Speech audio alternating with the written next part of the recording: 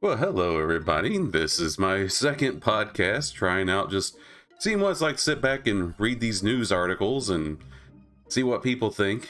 I tend to just read these for fun.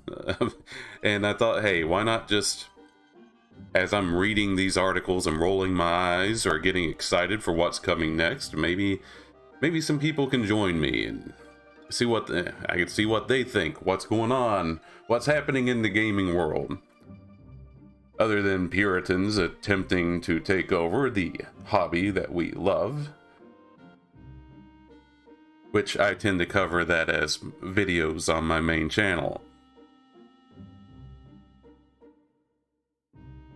But this is more for just seeing what's out there, what's happening, getting a feel for things.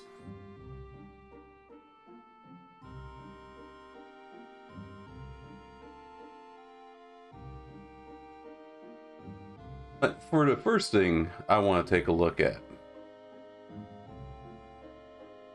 is Ed Boon teases Mortal Kombat 1 cosmetics, which immediately makes me think, okay, how much DLC are we going to have that's just cosmetics? I don't play Mortal Kombat as much as I should. I'm usually a Street Fighter guy. And so I can't remember if Mortal Kombat 11 and Mortal Kombat X, if they had a whole bunch of just costumes that you could download, that you could pay for. I know they did that a lot with the characters themselves. Or there were some other costumes available with each character pack. That just makes me wonder if that's where they're going with this, cause games have become kind of brazen with monetizing everything, and they say, well, it's just cosmetics, so it doesn't matter. Well, I would agree with that if the advertisements were not constantly being thrown in your face. Like, I remember Goro constantly being advertised to me every time I played Mortal Kombat X. As soon as I would boot it up, there would be, buy Goro. I'm like, get him the fuck out of my face.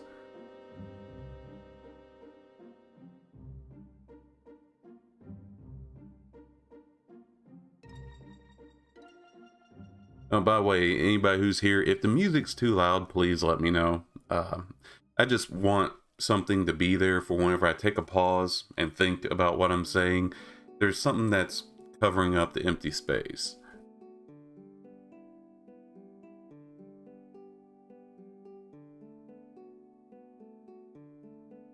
Oh, let's see. So let's see what they have to say instead of just speculating.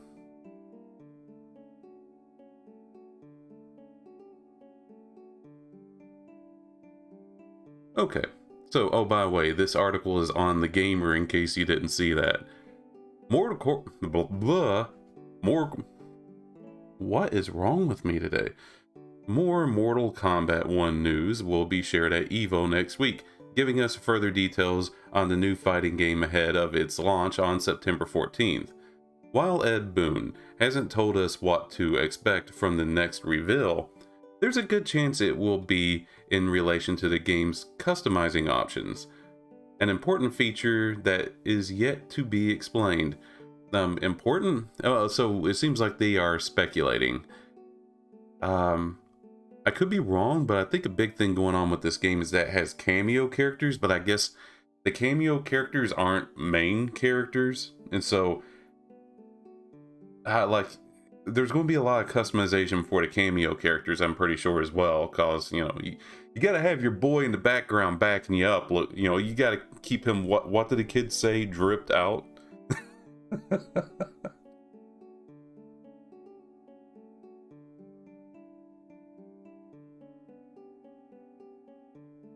Let's see what they have to say here. This hint comes from a Q&A that Ed Boon held on Twitter, giving us some indication of what will be announced soon. Here, Boon responded to users specifically asking about the customize options by telling them to wait and see. That's not much of a hint. Given that this is the same Q&A that Boon used to tell us about the upcoming EVO reveals, It's possible that he's hinting that more will be explained there, letting us see if gear from Mortal Kombat 11 is making a return.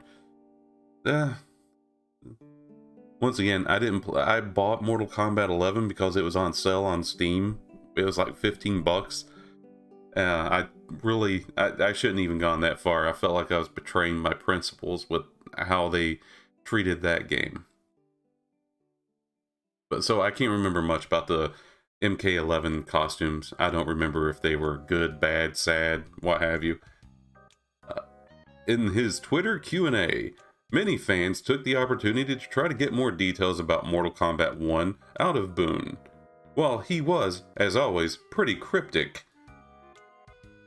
Boone choosing to reply to the question about the character customization could be a hint at what will be revealed at EVO. That's what you just fucking said.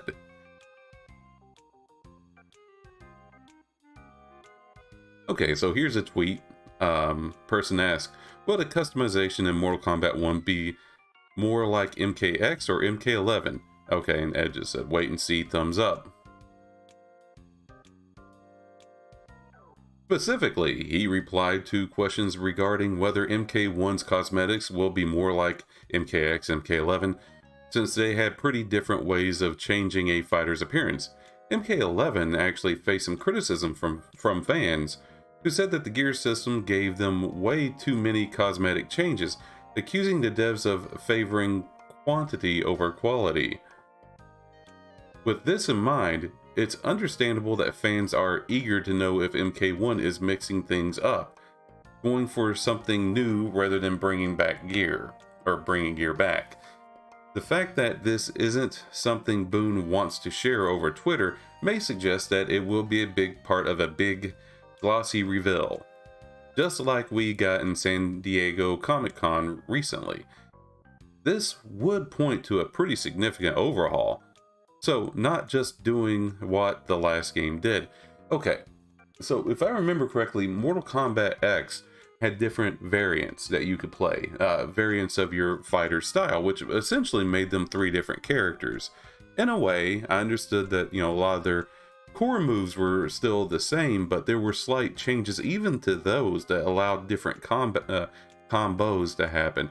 But anyway, whenever you chose a different variant of a fighter, their clothing changed, or their costume changed in different ways, like their hat might glow, or such as like Kung Lao. In one of the variants, his hat goes from just being a blade to being a chainsaw, or not chainsaw, but like it's, you get what I'm saying, it's got the teeth. And so that would be interesting. I wonder if they're even going to do the variant system at all here, or is that just going to be all into cameos? Which, honestly, I don't know if I'm too excited about. I don't know if I'm too excited about this game. I'm not crazy about tag systems in fighting games. I feel like I've already got enough stuff to keep track of.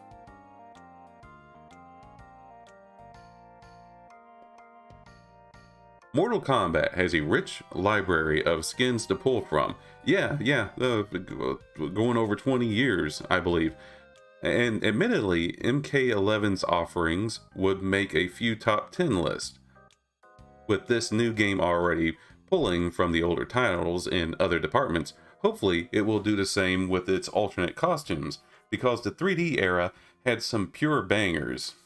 Okay, give us some examples, man. Who knows, maybe NetherRealm will finally give us another creative fighter. Come on, Liu Kang is a god now, so it wouldn't be too wild to have our own creation running around Outworld. Street Fighter 6 did it, so there's no excuse. Well, other than game balancing, but... Alright, so that's the end of that article. Not quite sure which way they're going to go. I think the differences in your fighters are going to be based upon how you team them up with their cameo fighter, which, I'll be honest with you, I don't know how crazy I am about that.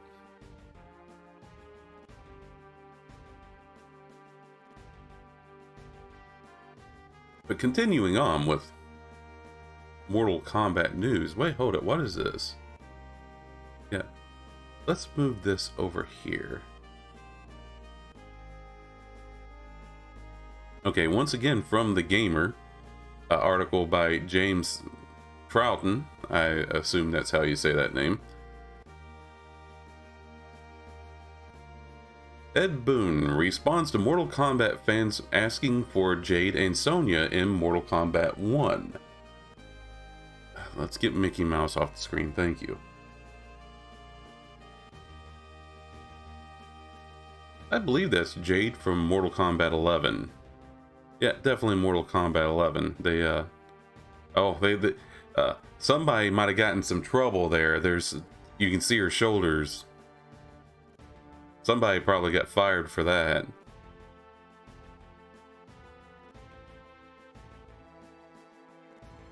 If you have taste, you'll love Mortal Kombat's Jade. She's a kick-ass assassin in green who spies for Shao Kahn and serves as bodyguard to Kitana, but there's no sign of her in MK1 so far.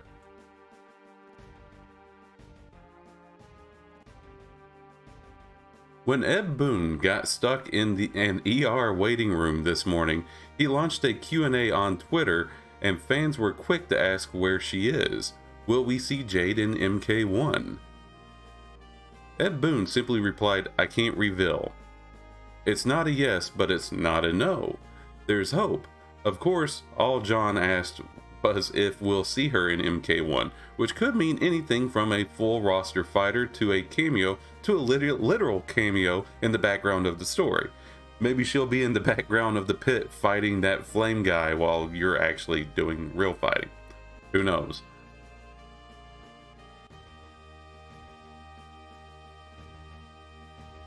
It's not just Jade who fans are curious about. Sonya, who has been a Mortal Kombat fighter since the very beginning, hasn't been confirmed to be on the main roster. So far, she's only been seen on the cameo lineup. Boon joked about this when said, please, anything about Sonya, replying, anything? She's a cameo. Ed, you jerk. And then somebody else asked something a little bit more direct.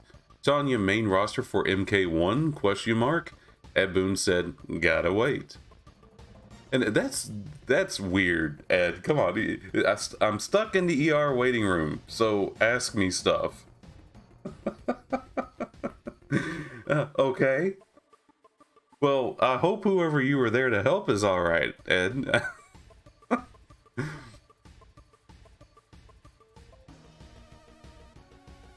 The wait might not be too long, since Ed Boon also teased the next Mortal Kombat cast, or next Combat cast, sorry, along with future character reveals. When the next reveal event asked, event or video? Video is very soon. Gosh, that's hard to read. We will also have MK1 at EVO, Boon answered. When can we expect the next MK1 reveal? Within a week, Boon answered. He also added that the Combat cast is very soon, likely being the video mentioned, and that the Rico trailer is coming soon. Rico, I can't say his name, but I know who they're talking about. He was a Mortal Kombat 4 character. At his ending, he puts on Shao Kahn's helmet, indicating that he was going to be the next Khan, but that didn't go anywhere. It eventually became a joke. I think it's in Armageddon, where Shao Kahn says something, if he catches Rico putting on his helmet again, he'll kill him. Something like that. But it becomes a joke. It was a plot point that went nowhere.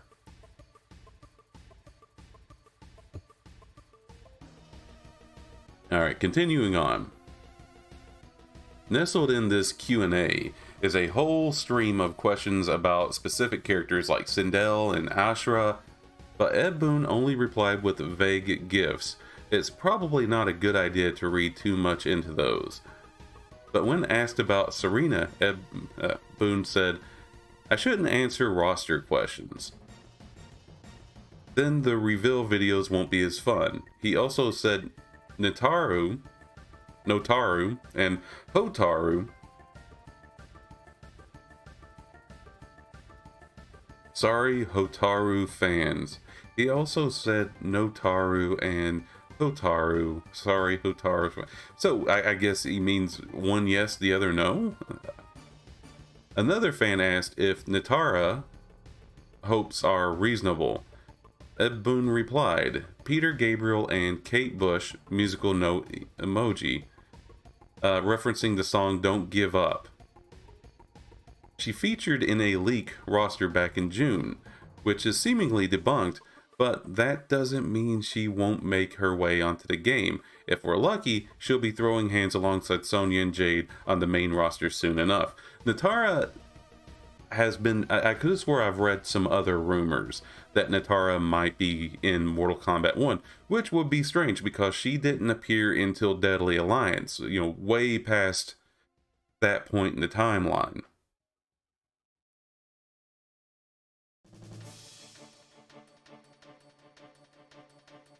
But however, we know that with Raiden messing with the timeline, and then Liu Kang now, and then whoever, Kronika messing with it, all kinds of weird stuff can happen. Literally anything's on the table. They can do whatever they want. But I think the fact that there is a Mortal Kombat 1 shows that Liu Kang was not capable of making a completely and totally peaceful timeline. Or this is one of the timelines in which he was trying to make a peaceful one but was failing, and something happens during this timeline that causes him to no longer keep resetting it. Much like what happened to Kronika. Kronika was again trying to reset the timeline to make her perfect timeline, but we got to be involved in the timeline in which the people fought back and said, no, you're not doing this, and she was defeated. Right? Right. Sorry, spoilers. I guess I should say spoilers before giving the spoilers, right? But, oh well.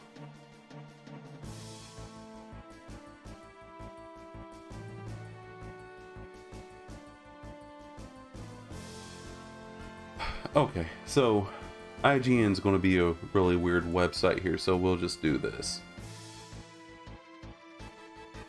Okay, this is just something I thought might be interesting for, well, anybody who's interested in the beta.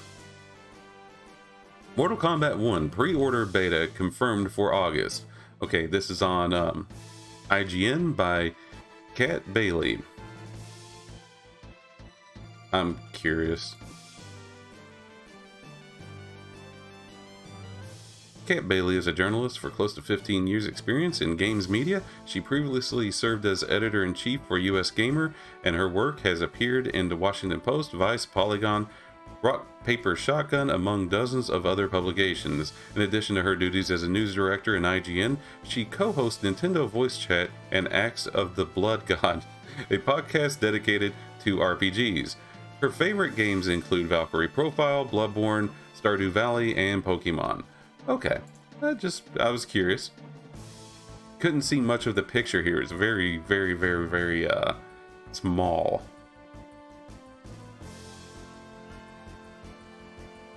Mortal Kombat 1 director Ed Boon has announced that NetherRealm Studios will be conducting a beta test for the upcoming fighter. This one's scheduled for August 18th to August 21st. Okay, so next month. While Mortal Kombat 1 has previously been playable via closed network test, this one will feature a bunch of new content. You forgot to spell content with a K there, Kat. Including the newly revealed Li Mei. The official Mortal Kombat 1 account laid out all the available content. Fighters will be Liu Kang, Sub-Zero, Kenshi, Kitana, Johnny Cage, and Li Mei. Li Mei, another character that was introduced in Deadly Alliance. The cameos will be Kano, Sonya, Jax, and Frost. And then the stages will be the Tea House and Johnny Cage's mansion.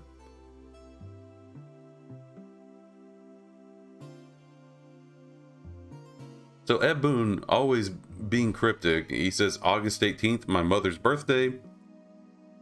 Tobias' mother's birthday.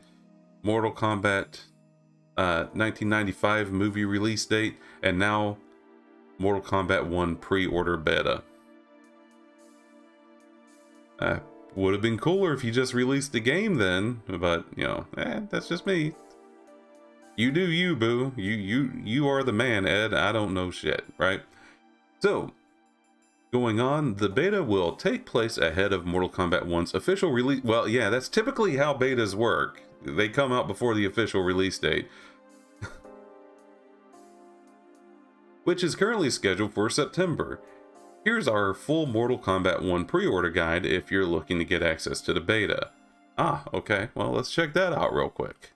Why not?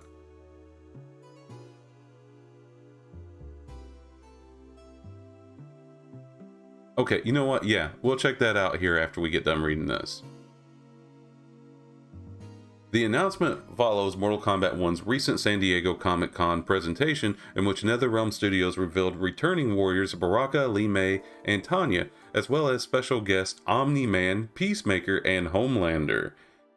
The reveal followed a leak confirming their inclusion in the upcoming fighter. Aside from providing an early glimpse of Mortal Kombat 1, August 18th is notable for a number of reasons. Boone and co-creator John Tobias Smothers share that birthday on that day.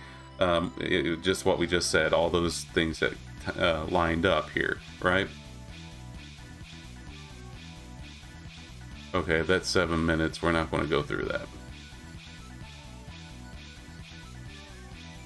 Mortal Kombat 1 was announced earlier this year, with the 1 denoting that it's both a reboot and a sequel after the newly minted God of Fire Liu Kang remakes the universe. It is notably brighter and more colorful than the other games in the series, but it still remains Mortal Kombat's distinctive look and feel, particularly to its gruesome fatalities.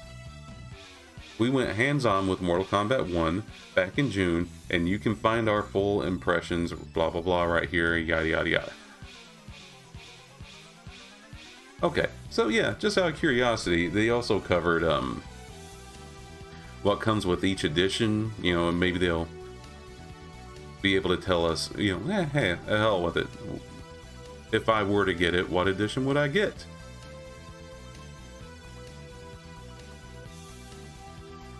Well, that looks pretty cool, I guess. The statue, if it's quality, that would be nice. It's Liu Kang with 2 dragons kind of circling around him. I imagine that's the box it comes in.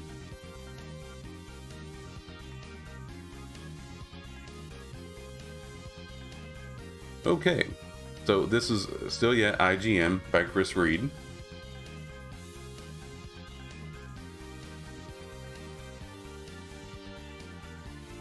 The next installment in the delightfully ultra-violent fighting game series is called Mortal Kombat 1.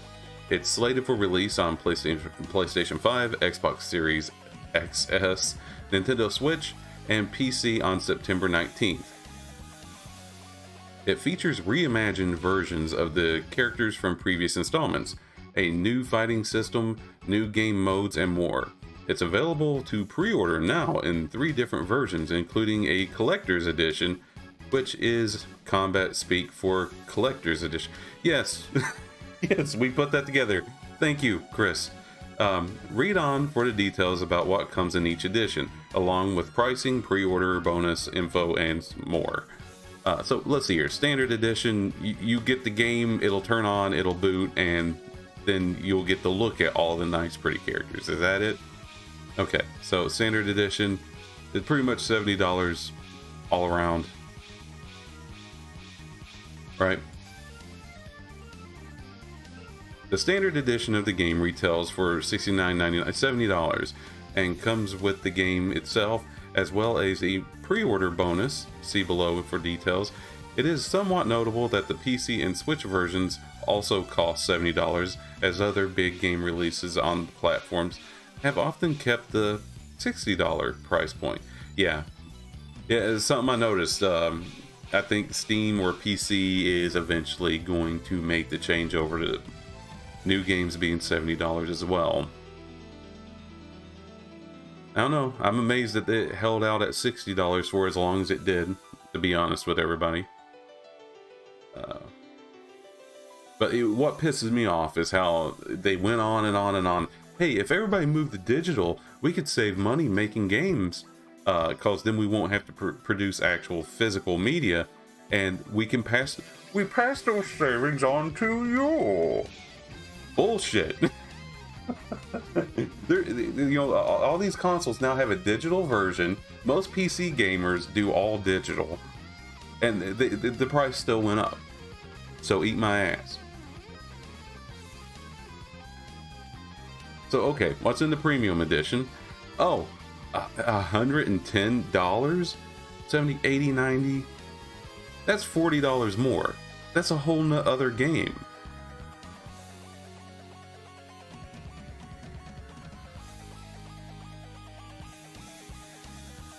Okay, so on PC it looks like there's the Get It at GMG DRM Steam for $90. I'm not sure what that is. I tend to stick to the things I know, and I know Steam, so whatever it is there is what I would have to pay.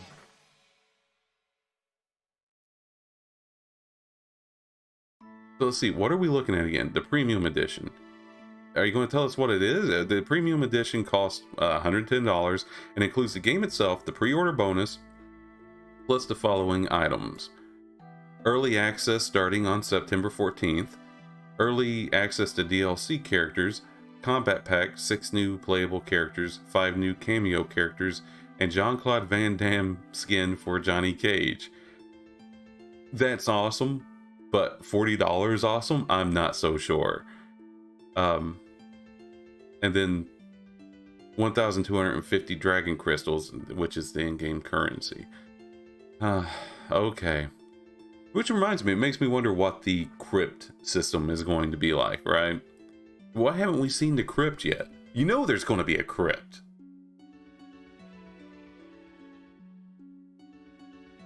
The collector's edition. Okay.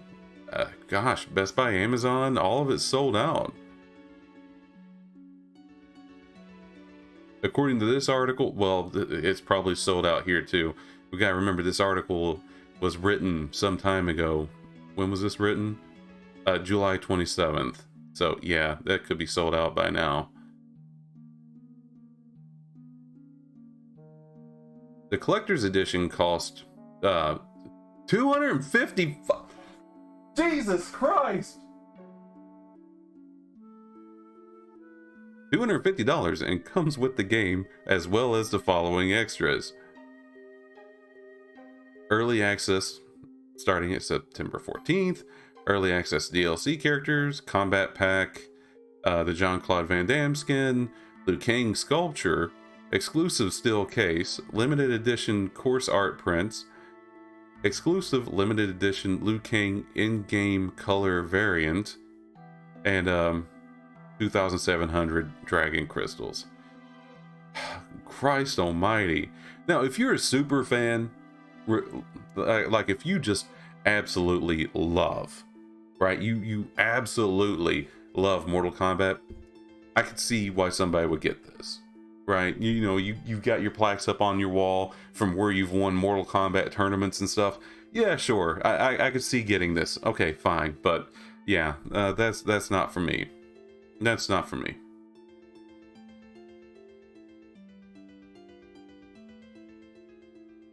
Okay, and this is a bunch of stuff that we already know.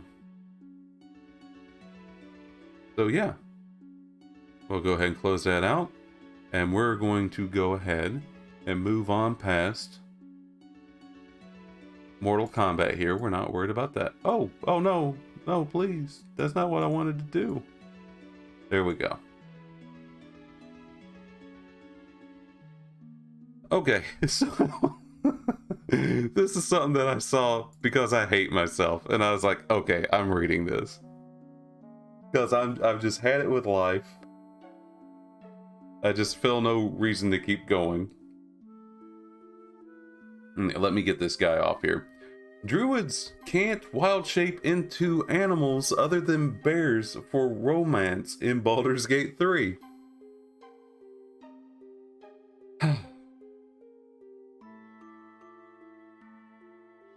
Now remember, if you like attractive ladies in your video games, You're a degenerate.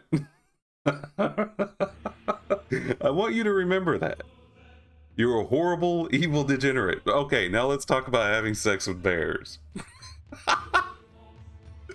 Oh, God. The world.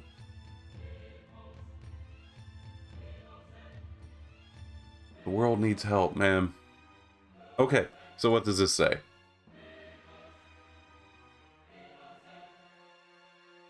Druids can't wild shape into animals other than bears for romance in Baldur's Gate 3.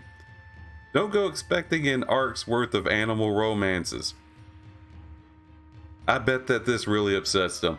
You see, I'm reminded of an article that I ran across in which Polygon, I believe it was talking about the sexiest animals, right, in Disney. Let me see here. Polygon, Disney's sexiest animals. I know this is a thing.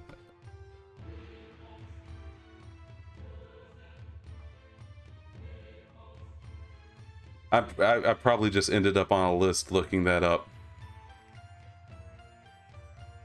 Here we go. Here we are. Here it is. Get the fuck off my screen about groups. Jesus.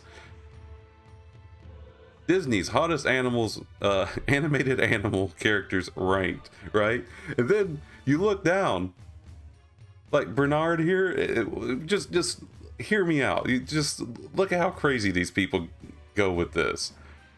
Okay, the tramp from Lady and the Tramp, he's not even ambimorphic, however you say that word. He is a straight up dog, and they are saying that this dog is hot, right? And so just before, next time somebody tells you that, oh, you like for your women in your video games to be attractive, just remember that this is what they're into, okay? I want to get that curse off my screen so bad. Okay. So, let's do this. Oh man, look at that. Can't you feel the love in the air? Isn't this... Like, I know that this is a... Okay, well, first, this is... I'm guessing it's supposed to be a D&D game. It's based on D&D. Great, grand, wonderful. I'm happy for you.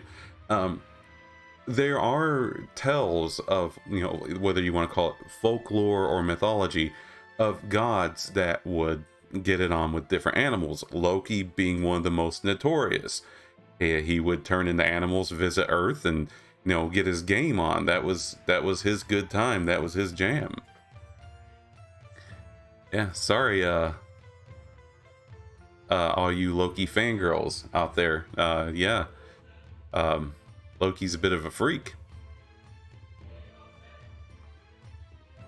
Which, nothing inherently wrong with that. I won't begrudge somebody for... Well, no, I guess I would. What I mean to say is I won't begrudge somebody for being a freak. Animals, though, you know what? I'm not going to get into moral judgments here. I'm just going to continue on with the article. Let's see here. Larian Studios has confirmed that Halsin will only be able to take the form of a bear during his infamous romance scene in Baldur's Gate 3, and that the moment serves to highlight his character more than anything else. Oh, I'm sure that's exactly what it's for.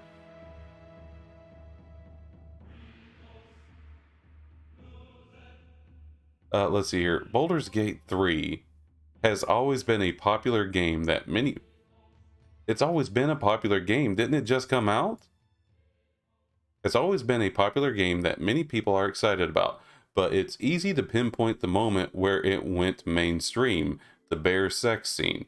During a panel from a Hell Showcase, Larian decided to show off some of the game's romance options, including one with a druid named Halsin. In the scene, Halsin uses his wild shape to transform into a bear and, well, I'm sure you know enough about the birds and the bees to figure out the rest. No, I want to know more. No, please don't tell me anymore. This scene skyrocketed Baldur's Gate 3 into popularity and put it on the map even more than it was before. With that in mind, I reached out to Larian Studios and asked some questions about the infamous scene and how the team has responded, Jesus, to it being such a big hit. Yeah, it certainly was a hit. Let's get one thing out of the way first though. Pardon me. Halsin will only take the form of a bear during the romance, so don't go expecting a bunch of different animals to get down with. Much to the chagrin of a good section of our population that thinks that animals are hot. I am so sorry to you. My heart goes out to you, it really does. No, it doesn't. These are the same people who judge others for being like, hey, I think Cammy's hot. How dare you? If you want porn, just go to Pornhub.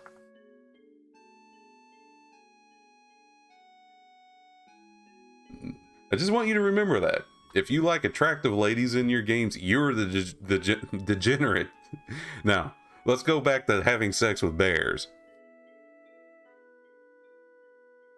There's only one moment, Larian Studio tells me. It serves to highlight part of Halsin's character more than anything else. He's an elf and a druid who's been around for hundreds of years and has lived among animals. So he's a bit alien in that sense. As the player who decided to pursue a romance with Halsin, you're beginning to learn a lot more about him in that scene. Like he likes to fuck bears?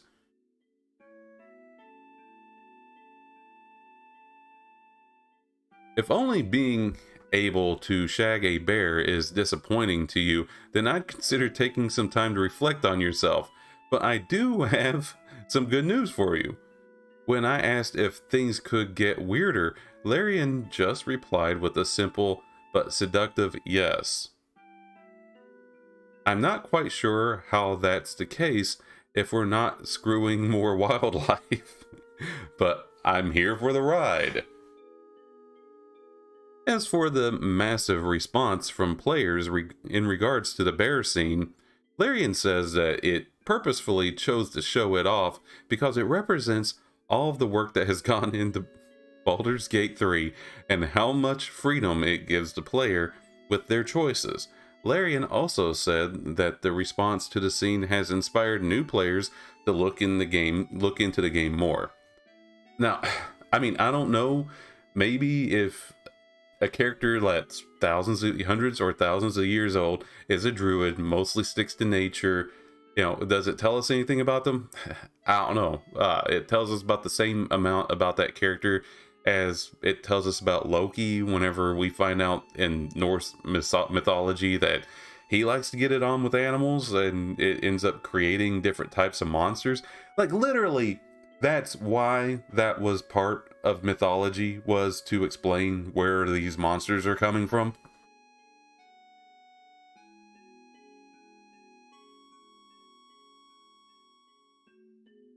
But I'm not a mythology expert, so I could be incorrect in that.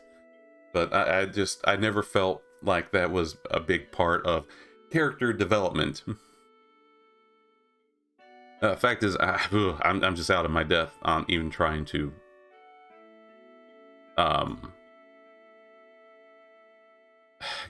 philosophize on that. I don't know what word to choose. I'm a little flabbergasted about it. Okay, we've almost made it. We're almost through the woods. Larian Studios said the scene with Halsin and Astarion sparked a surge of interest, but it's been more of a jumping off point that got people talking about everything else we've shown of Baldur's Gate 3. It's just one example of a scene in a game that encompasses a lot. It shows you the quality of Baldur's Gate 3 cinematics. It shows you that the player agency and choice and consequences goes further than you might expect. That Baldur's Gate 3 is a game with interesting and complex characters. Okay, and that's the end of that article. Yeah. So, yeah, go ahead and get it on with the bear. Oh boy. Yeah. Yeah, this is deep and meaningful character development right here. It looks like he's getting ready to kiss me. There we go. There we go. Yeah. Drink it in. Look at that. That's new hotness. That's new hotness right there. That's what it's all about. That's what we want. Yeah. Get it. Get it, big dog. And just remember, no, Miss Bianca got 16th on hottest Disney animals. Dodger 15th. I just think it's very important that we understand this, right? The lady from Lady and the Tramp, somebody looked at that and been like, oh yeah, that's hot, that's what I want. Why can't I find me a good doggo like this? Okay, I am simply closing the tab on that. We are done. No, get it away. No. Okay, we're in a safe place now. We're in a safe place now. Okay, let's go on to the next article. Oh God. Okay, sorry. I'm done. Okay, we're going to go on to Kotaku, as much as I hate to. All right.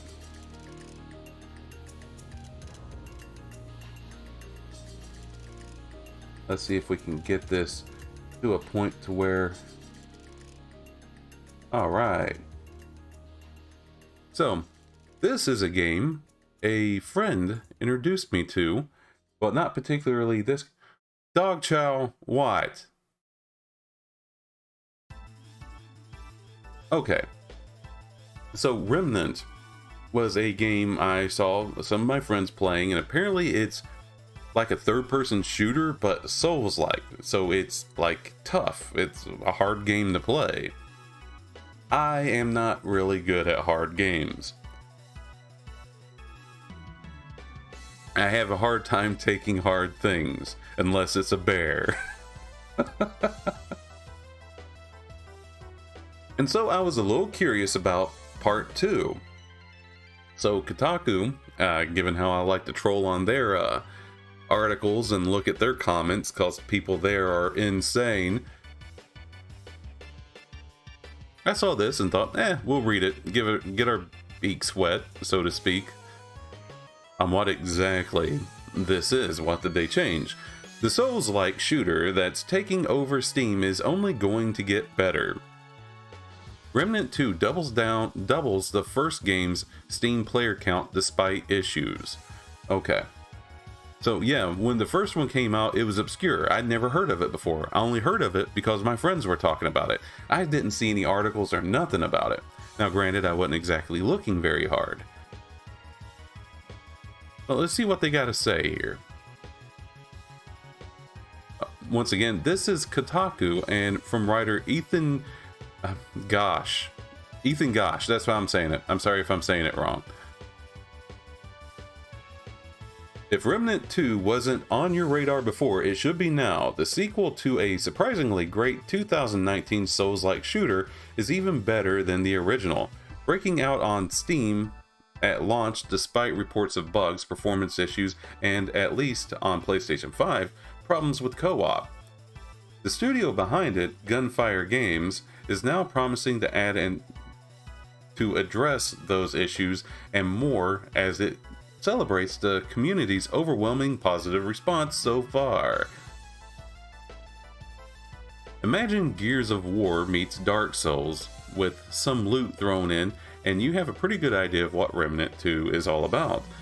The play as a post-apocalyptic survivor who has to fight through a multiverse playground filled with monsters to save humanity.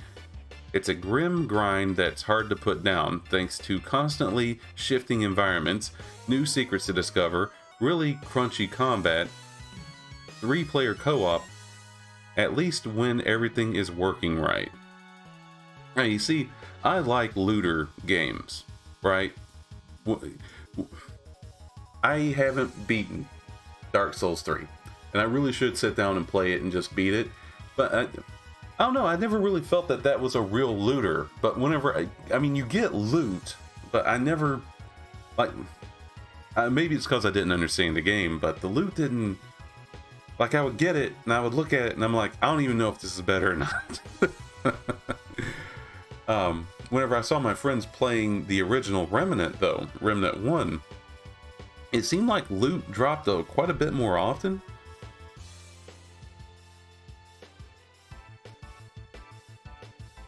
And so there was a drive to find more monsters to kill. But I could be completely off base there. I'm not an expert enough in Dark Souls to understand exactly how the looting system works, or to really give it a good appraisal, I should say.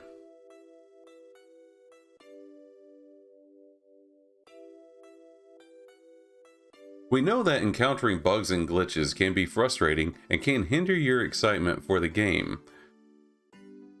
We take these issues incredibly seriously, and our team is working to identify and address these issues as quickly as possible.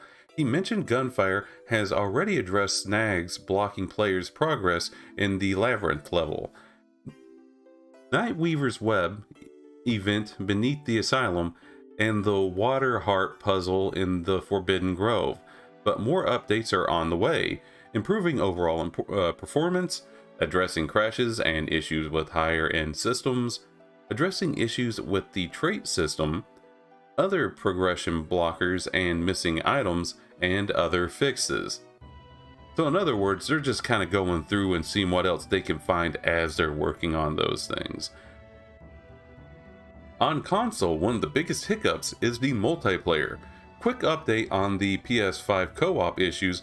While it does work for some of you, others can't join or invite their friends. The studio tweeted yesterday, "Rest assured that we're still working to get this fixed for everybody.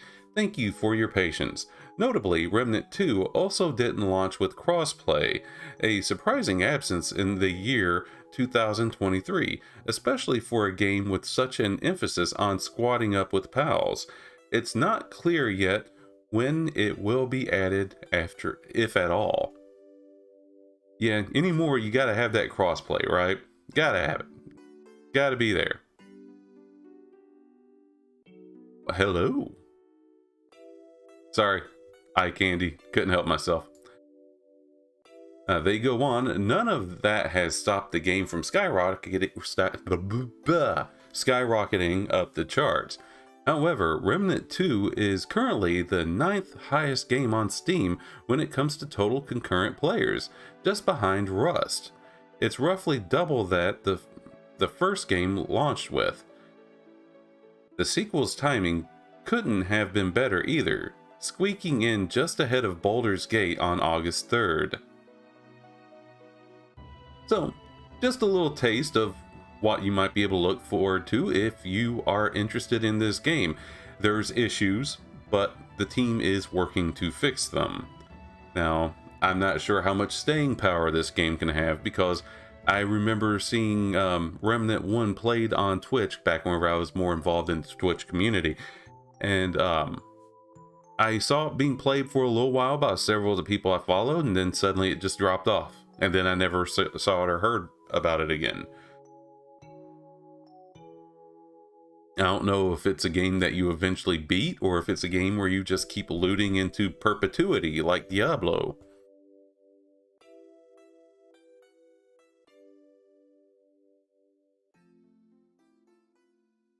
Let's see what's up next.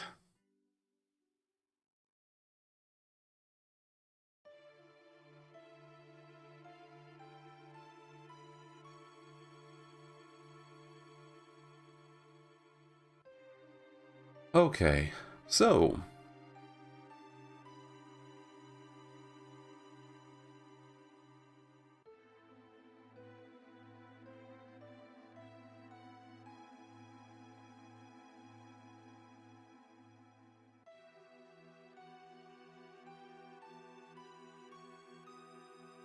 Two classic Zelda games are coming to Nintendo Switch Online. Game Boy Classic titles The Legend of Zelda, Oracle of Ages, and Oracle of Seasons are coming to the handheld console. Fans of Legend of Zelda series will be thrilled at the latest addition to the Nintendo Switch Online library because two Game Boy Color classics from the famed action-adventure game franchise are coming to the Nintendo handheld. I remember back when these two games were, I think they were launched almost simultaneously or really close to each other. And I had always gotten the impression that they were the same game. I could be very, very wrong. But that's why I picked this article. It's because, number one, it's being released on a modern day console, so that way people once again can get a hold of it and play it. Number two is I want to know what it's about. I am not going to buy a Nintendo console just for a few old games, so that way when they come out with another console, I lose access to all those games again. I'm not a fan of that kind of business. I think whenever the new console comes out, if the Nintendo Switch store stays online, you can port it over to the new console, but there's no guarantee with that, right? That's the only reason I don't own one.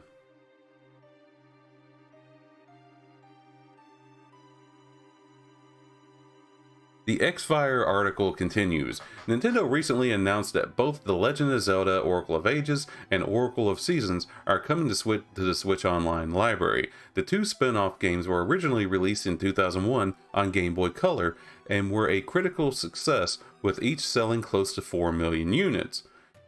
Nintendo released a trailer for the re-release of Oracle of Ages and Oracle of Seasons for the Nintendo Switch. Subscribers can now download the two games from the subscription service.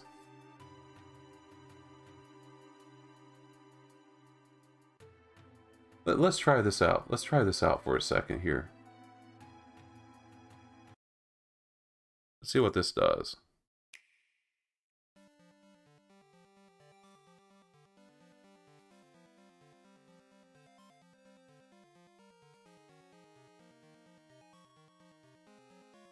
Oh, this is a neat little trailer for it. Okay, I wasn't sure if it was going to play here. There we go. So, yeah, you can tell that this was from back in the Game Boy Color, because, well, it only had like 16 colors, something like that. Not like the Game Boy Advance, which, oh, that was a weird face that tree made. And there's the music we all know and love. Alright. So going on with the article here.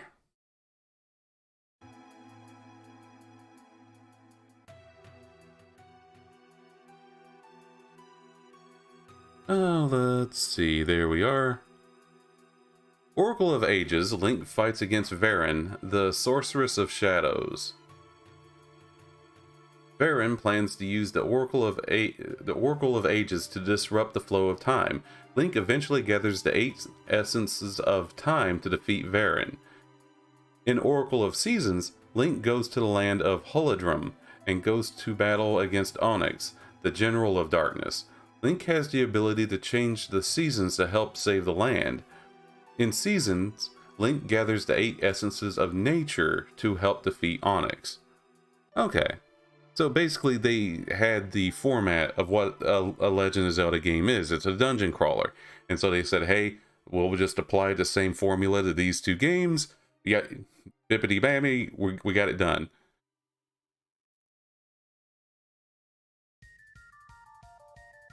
The endings of the two games are linked together through a password system. Characters and enemies change between the two titles, and items can be upgraded and transported. You can play these games on their own or in any order you choose, but completing both will allow you to experience the full saga, Nintendo said in its announcement. By linking the two games through their password system, some characters and enemies will change between the two adventures. Items can be upgraded or transported, and you can even discover the true evil force moving furtively behind the scenes. It will take a hero of the ages and seasons to truly defeat it. Ganon. I mean, don't get me wrong, that's pretty cool, but we know who the true evil's going to be.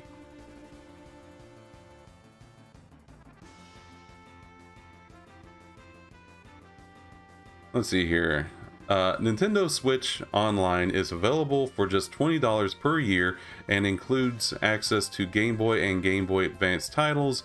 An upgrade Nintendo Switch Online Plus expansion pack is available for $50, which gives subscribers access to Nintendo 64 and Sega Genesis games and expansions to popular titles like Mario Kart 8 Deluxe, Animal Crossing New Horizons, and Splatoon 2.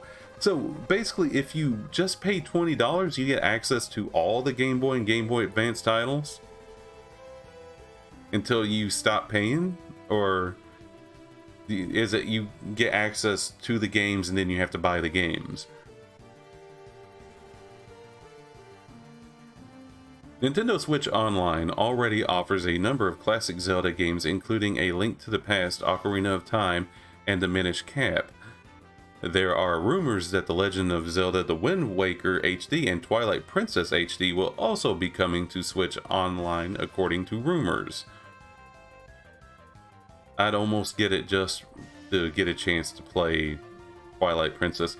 I haven't finished the Legend of Zelda game in so long. I started to play, and then, you know, the last one I played was Skyward Sword, and I was in the middle of playing it, and then something happened. You know, life happens. Life happened, and I wasn't able to finish it. That's as far as I want to go about it.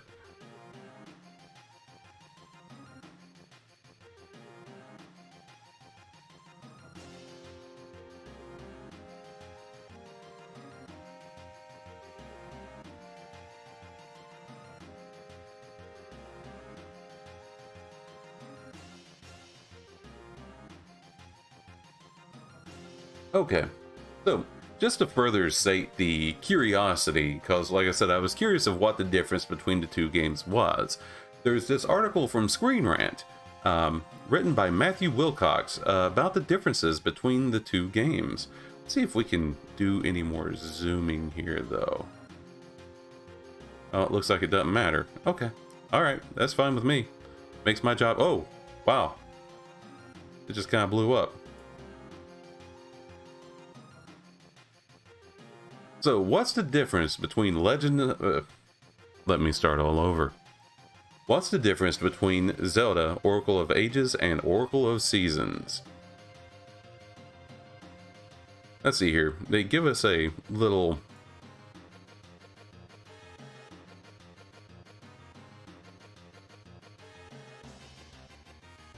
Okay, so that's just going to be a thing. Okay. So, the summary is... Ports of Legend of Zelda, Oracles and Ages are now available on Nintendo Switch Online. Two games were originally planned to be part of a trilogy called the Triforce series, but ended up being a duo because of the complexity. Oracle of Ages focuses on puzzles and logic, while Oracle of Seasons emphasizes on action and player reactions. But both games can be enjoyed together through linked games.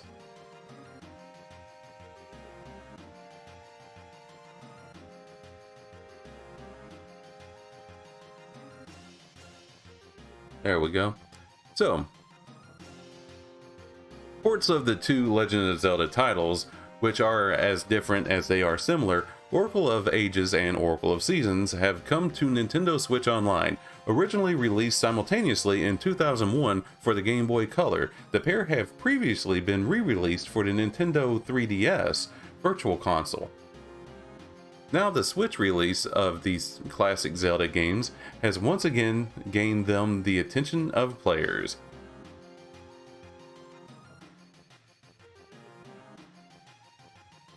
The development of the two Oracle games was remarkably unique, both for Zelda and for video games as a whole. The games were originally conceived as part of a trilogy, the Triforce series. Each title would place emphasis on a different aspect of gameplay. Moreover, this trio was also intended to be connected through the use of passwords. which would then join all three into an overarching story. Unfortunately, this original proposal proved to be too complex at the time for developers at Capcom. Well, at Capcom, the involvement of a company outside of Nintendo itself being the first for the Zelda series, leading to the trilogy becoming a duo. That's wild. I was like, what the hell did they mean, Capcom? I thought it was a typo at first. Okay, so I never knew that. Capcom actually helped with the Legend of Zelda game.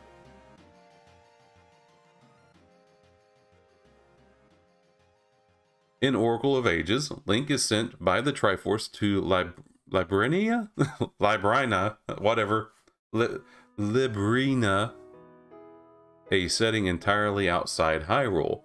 Here he meets Naru, the titular oracle apparently named after the goddess of wisdom, who may also be Zelda's goddess of time. As well as being a talented singer, Nehru has power over time.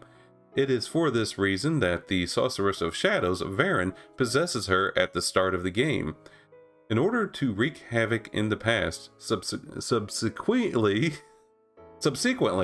Link takes possession of the Harp of Ages, a magical artifact that allows him to travel between the past and the present in his quest to rescue Naru and save Labrina. Link has a actual tattoo of the Triforce here on his hand. I think it was not Link to the Past, it was Ocarina of Time, where we saw Zelda, Ganon, and Link all one of the Triforces on their hand will light up. Of course, Link being the Triforce of Courage, it gives the hint that he's almost the Triforce of Courage personified. Oracle of Ages, originally Mystic Seed of Wisdom in the Triforce series, is of course based on the concept of wisdom. As such, the gameplay is intended to focus on solving puzzles. Examples of this prominently include the use of the Harp of Ages. Oracle of Ages time travel mechanics allow for many environmental puzzles, in which blockages in one era do not exist in the other, or where even minor actions taken in the past, such as repositioning vine seeds, can affect the overworld in the present.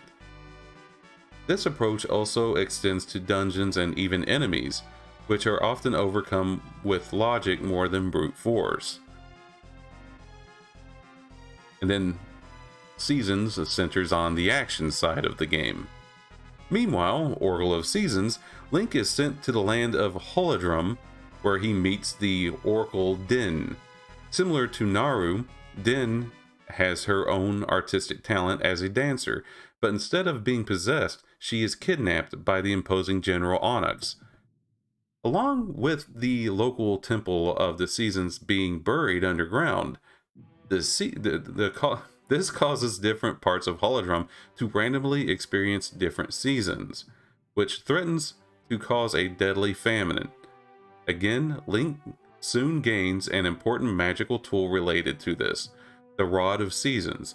Notably, unlike the Harp of Ages, the Rod of Seasons can both affect the local area's season and be used as a weapon. So, once again, it's more action oriented, right? Okay, and I think with that we get the point. We know that they're two very, very different games.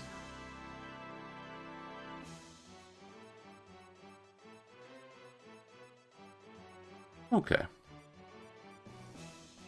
Now, something that I happened to come across as I was looking through these oracles, I've said oracle way too many times. That's why I had to get away from that, because I kept having to say Oracle of Seasons, Oracle of Ages, and my tongue was starting to get tied up with itself.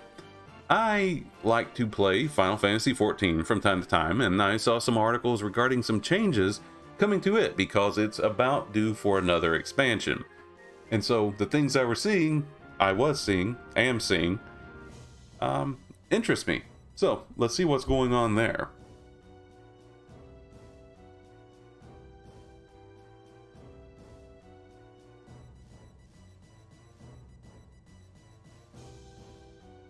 So, according to Kotaku, written by Zach Zwiesen.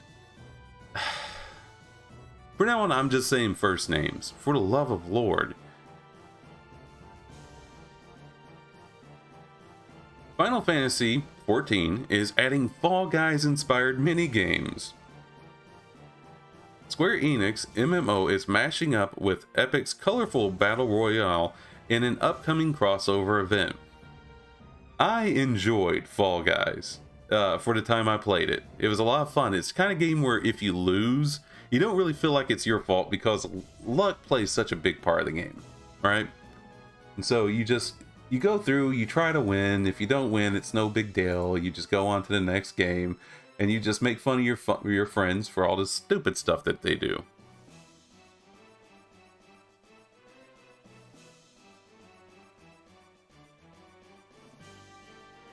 In the words of Paula Abdul and MC Scat Cat, that's an unfortunate name, opposites attract. Perhaps that kernel of wisdom can explain the recent announcement that Final Fantasy XIV, an epic fantasy MMORPG, is crossing over with Fall Guys, a colorful, small-scale battle royale, in a future update. Final Fantasy XIV has a giant disaster when it was a giant disaster when it first launched in 2010. However, following a complete shutdown of the original version in 2012, Final Fantasy XIV was reworked into a better game known as A Realm Reborn in August 2013, which was received much better by fans and critics. Since then, the game has received numerous updates and expansions, becoming one of the most popular MMOs in the world.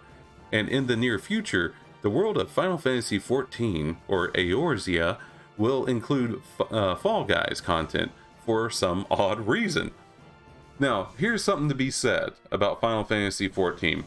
Whenever it first launched, it was a mess, it was a disaster, people didn't like it. Unlike the movie studios and the game studios here in the United States, the studio over in Japan apologized. They said, obviously, for people to not like it that much, there must be something really wrong with the game. And they shut it down and they fixed it. Over here, no, like if you don't like a movie, everybody tells you, well, oh, there's something wrong with you. There's nothing wrong with the movie. I remember there was an article that came out not too long ago about Zack Snyder, where he said there's nothing wrong with Batman versus Superman. There's nothing wrong with it. The problem is that the fans have a problem. There's something wrong with the fans. And that just blew my mind. And then there were people trying to defend him, saying, oh no, well, the fans committed all these sins. You know, like fans are one person and can be held accountable for everything that each other does. But anyway, that was a whole... I started to get into an argument with the guy whenever I realized, you know what? No, fuck this guy. If he wants to sit there and believe, oh no, there's nothing wrong with the movie, there's something wrong with everybody else. The movie's perfect. We have some crazy ideals over here. Anyway, that was just something that really impressed me about the studio that made Final Fantasy XIV. They actually gave a fuck.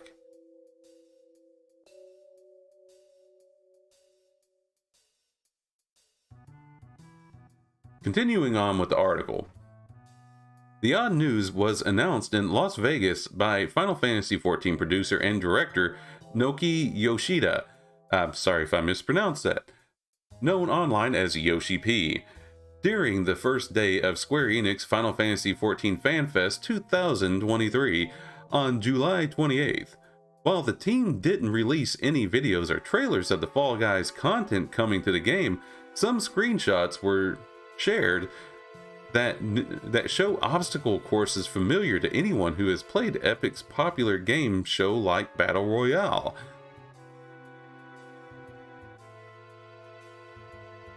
Yeah, it does look very similar to Fall Guys. Also this font up here in the upper left hand corner, that is the Fall Guys font.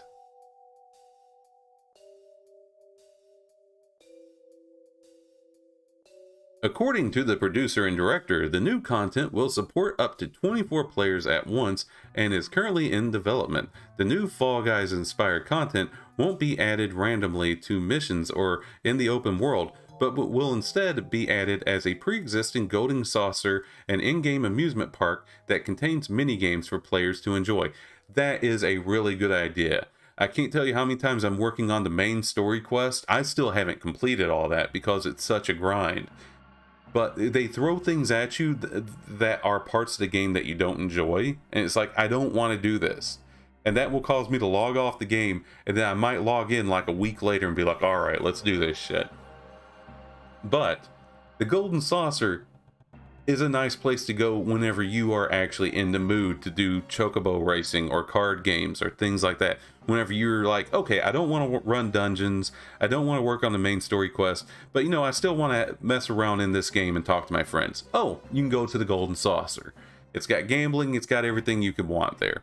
You can even have your little pets that you collect battle like Pokemon style. Oh wait, hold on. Did I read the rest of this? Let's see here.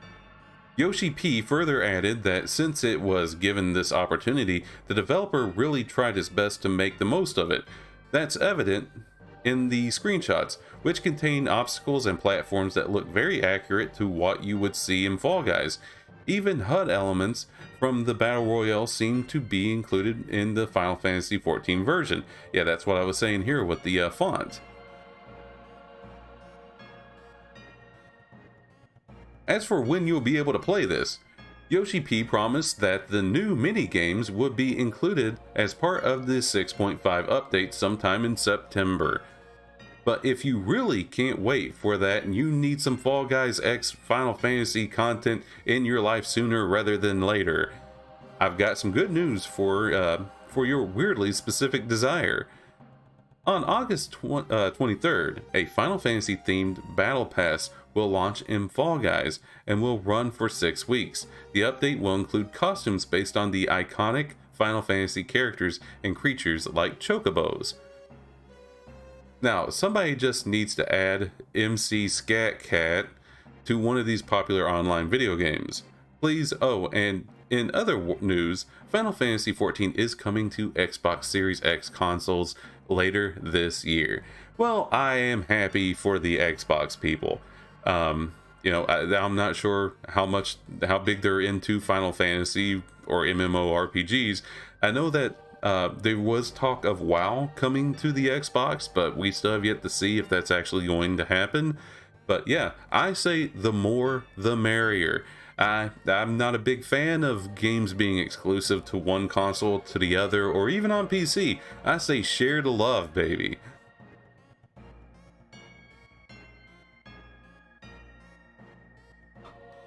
Okay.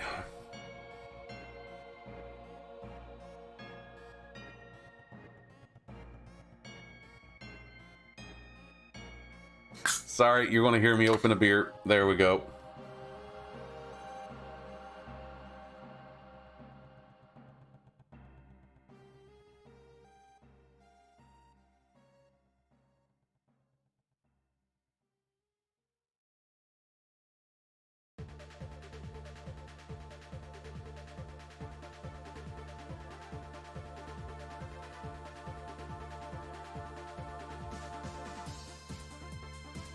Okay, so the next article is from Games Radar. Let's see if we can get this set up correctly here. So, Final Fantasy XIV Down Trail adds 2 new DPS jobs, and Yoshi P might be baiting us over what they are. What they are. Sorry. Wow, I read that really strange. But yeah. So, from what we understand, of course, there's a new expansion coming because the MMO is very successful, at least for right now. I believe it's topped the World of Warcraft. And the new expansion will be called Down Trail, which is a very strange name. I mean, usually they have kind of an epic name like Bloodstorm or Shadowbringers, but we'll see what they do with it. So, one's a melee, I don't know how to say that. One's a striker and one's a caster. Let's see what they are. Final Fantasy XIV is getting 2 new DPS-focused jobs in Downtrail next summer. That comes from director and producer Yoshi P, who teases what's to come at Final Fantasy XIV FanFest. He confirms that we're getting 2, and that one will be a striker and the other will be a caster. He then sent the crowd wild by revealing his t-shirt. Now, to explain that a tad, Yoshi P is known to tease upcoming content with his choice of yes shirt. He wore a Batman t-shirt before revealing the Dark Knight job, a Bugs Bunny t-shirt before announcing a playable Vieira race, which is bunny people, so that's pretty clever, and so on. Which, by the way, I can understand why Final Fantasy is doing so well, because they're not caving in to certain people who can't stand to have, you know, ladies in nice armor, right? Like, let's see here. Look, just to show you what they look like here.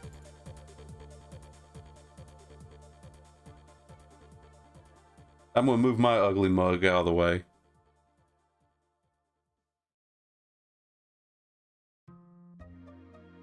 Yeah, they would never allow this in World of Warcraft. There's no way, because their armor pretty much looks like lingerie. Heads would roll. Could you imagine if this was in a modern game today, that was just being released today? People would lose their minds. How dare you? How dare you? If you want porn, just look it up. Meanwhile, they are having sex with bears.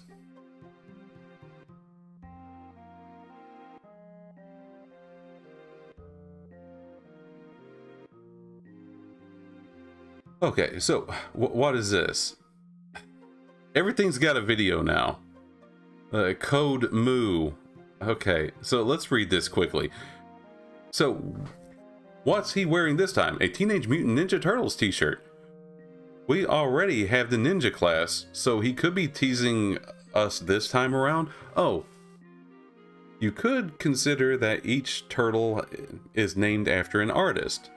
We have seen classes based around these professions and series and beyond, and like Lost Ark, Food for Thought. Okay, so what they're hinting at here is that each turtle is named after a Renaissance artist: Leonardo, Raphael, Donatello, Michelangelo.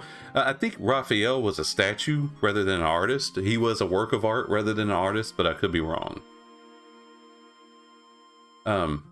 Now, if you remember in Final Fantasy VI, there was a class. Well, they really didn't have classes in that game. They had characters, but the character's name was Realm, and she was an artist, and she could draw the monster she was currently fighting, and one of the monsters they are fighting would then get hit from an attack from the monster that she drew. She basically a very light form of a blue mage, which is interesting because her grandfather, Strago, was an actual blue mage.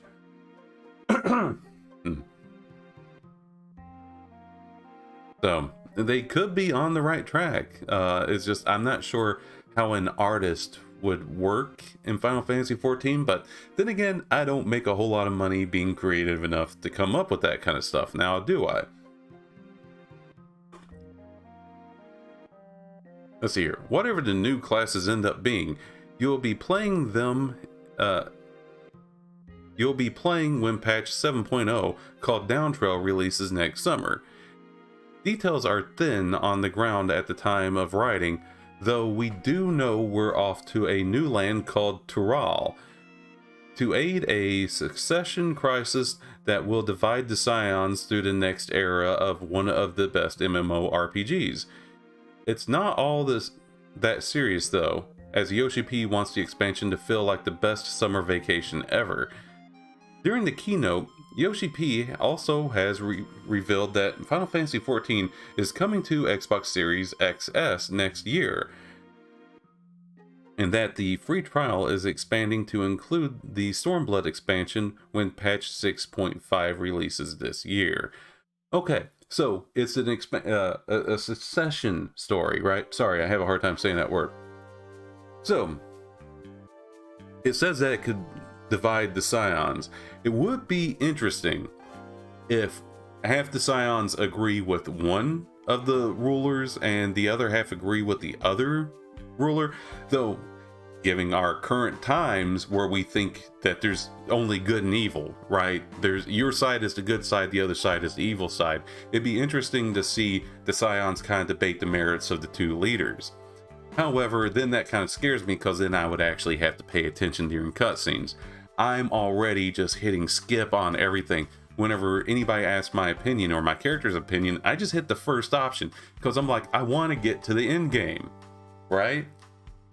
And so Final Fantasy XIV, to me, that's one of its downfalls, is that, boy, it really wants you to enjoy the story, but they're just, especially if you buy the game new, right? And you're starting from level 1, there is so much story to trod through.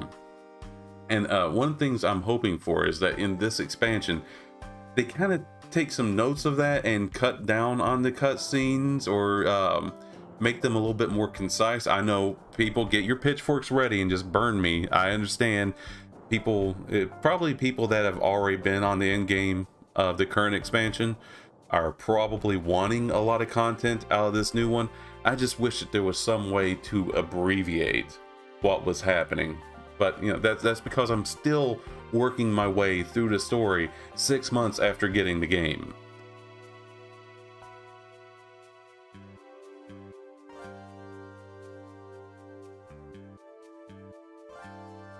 All right, let's find out what else they have to say. What else is happening in Final Fantasy before people kill me? Let's get off that topic. Okay, so this is another article by IGN, written by Christina Alexander. So, Final Fantasy XIV getting a major graphics update with the new requirements for Downtrail expansion. Time for a glow up. Okay, this eventually happens. Like it happened to Final Fantasy, not Final Fantasy, but World of Warcraft. It took way too long for it to happen, though. They had the ability to upgrade the graphics, and they just waited way too long.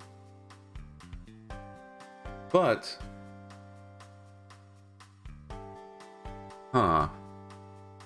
yeah, one of the things that was really good about games having low graphical requirements is that it let anybody play it. That was one of the big things World of Warcraft had going for it. But there just comes a point where it's like, well, you know, it's time to put away the Commodore and you're going to have to buy an actual PC. Boy. Sorry, guys, something just kind of came up. I'm trying to get a hold of it right now.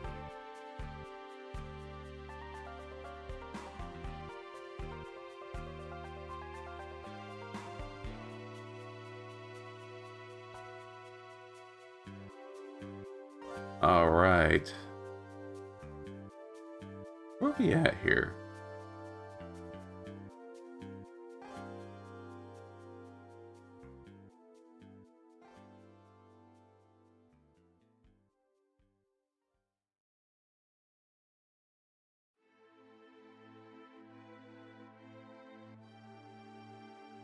All right, sorry. Basically, what I'm doing right now is I'm sharing this out to Twitter because I just realized I totally forgot to share this out.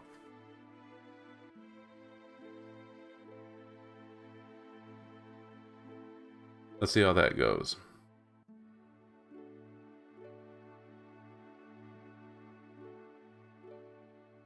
Well, at least I hope everybody can see this. I haven't had anybody tell me if they're able to see it or hear it or not. But let's continue on. We'll see what happens.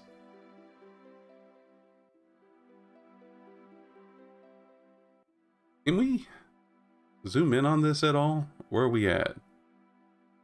Okay, that's about as good as it gets. Okay, Final Fantasy XIV is receiving a major graphics makeover in an update for upcoming Downtrail expansion. At Final Fantasy Fest 2023, producer Yoshi P said in the Final Fantasy XIV keynote that the graphics update will improve the screen-wide aesthetic appeal and higher resolution textures and shadows.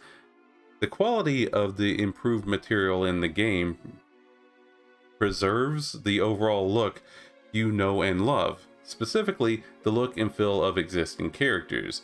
We're really taking care that you'll look at the updated character and won't say, "Oh, that's really not what I expected at all," Yoshi said, pointing out that all the characters, including NPCs, will have improved hair texture, improved eyes, and beautiful skin.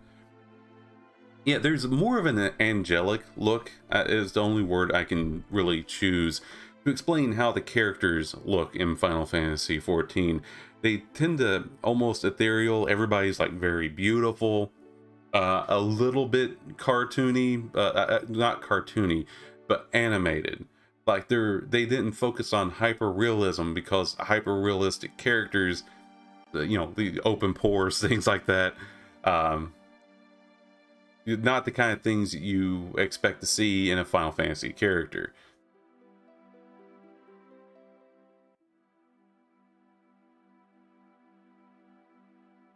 I mean, let's face it, in Final Fantasy, even whenever a character has like a major scar across their face or something, it's still somehow hot. Look at Squall. Look at Squall Leonhardt, right? The update will buff up the metal on armors and other objects to make them thinner than they were in the game's previous updates. Oh, shinier. Why did I say thinner? Okay, make them shinier than in previous updates. Even more so now that the lighting will be enhanced. You'll notice that the 7.0 areas are kind of prettier than the previous areas, Yoshi said. But in the old areas, things like the shadow improvements and lighting will be automatically applied. It will take some time to add those extra objects I mentioned, but in terms of visuals, it will look better. So essentially, the new area that they're creating with the new system requirements in mind, right? But the old areas, it's kind of like remastering an old game. It doesn't take an incredible amount of time to do, but it still takes time to do, right? You're still recreating all of that. So the creative part might be done, but it's still a boatload of work, if that makes sense. So, but anyway, lighting and stuff like that kind of handles itself through its own physics. So they're going to be adding those new lighting effects to the old areas, which will hopefully give them a nice luster to them until they can go back and redo those areas. Let's see here. Plants and grass will automatically be applied to the new system. We can't automatically increase the poly count available in the game. Like grapes. Apparently that's a meme in Final Fantasy. The grapes were like, they look like boxes instead of actual grapes. We must mention the grapes. I just need to know that we cannot give any more polygons to the grapes, Yoshi P said. With these graphic updates, it's just that things are getting prettier. There are some system updates that are happening too. Oh, the dye system. I use dyes way too often. I currently play a paladin, so like any armor I get, I immediately have to dye it white. The game systems will be updated to allow players to dye more parts of their gear. However, they will only apply 2 dyes per gear piece, and the dye system update won't apply to certain housing items. Players will also get to equip eyeglasses along with their headgear, making the game more inclusive for those who wear eyeglasses in the real world. Object and furnishing limits will also increase. Okay, so basically if you want your character to wear glasses, they'll be able to wear glasses now no matter what they're wearing, which is pretty cool because let's face it, there's nothing cooler than the whole anime pushing the glasses up to your eyes, you know, and the character's completely in shadows except for the eyeglasses are lit up. Let's face it, that's what they're going for. That's what they want. Because that's just That's how characters with glasses look awesome.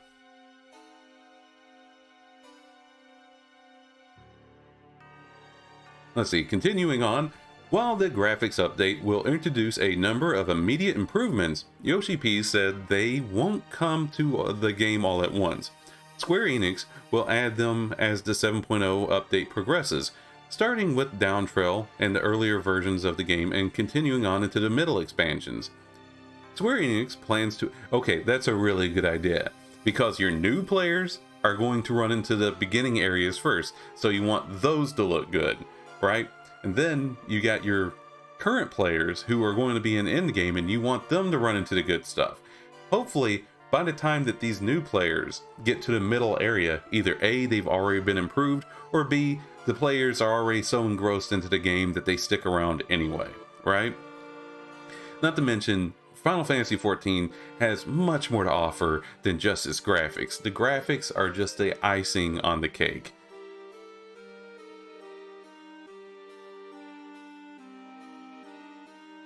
While the graphics update will introduce a number of immediate improvements... Oh, okay, I already read that. The Downtrail expansion has brought changes to the system updates for those playing the PC version of Final Fantasy XIV, but Square Enix says it plans to continue supporting the PS4 version. Here are the new system requirements. Oh boy. Okay. So luckily you can still play on Windows 10. Core i7 or higher. That's a hard one to answer. A lot of people really think that if it says like i7, that means you have to have an i7 or higher, or AMD 7 and higher. No, there's versions, there's lower versions of processors that do better than the higher versions. You know, like there can be an i5 that runs better than an i7. Don't ask me how it works. I'm still looking into it. I just know that I have an AMD 5 that is just fucking killing it. Excuse my language, but it's killing it on my games. Let's see, your memory, at least 16 gigabytes. If you're running a gaming PC, I would suggest get 32 because the RAM is very cheap right now, especially if you're looking at DDR4. If you're looking at DDR4, you can get it for next to nothing. Just splurge and get it.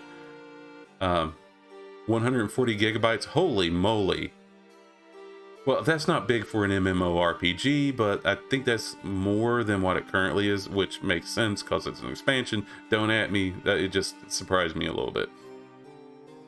Graphics cards, GTX 970, RX 480, so still not asking a great deal, right? Still not asking for a lot in the graphics department. Downtrail is the 5th expansion in Final Fantasy XIV after Endwalker, Shadowbringers, Stormblood, and Heavensward. The expansion will be out in summer 2024 and is also set to come out on Xbox for the first time next year. Okay. And so there we have it for the graphics updates. I'm looking forward to those. That's going to be nice.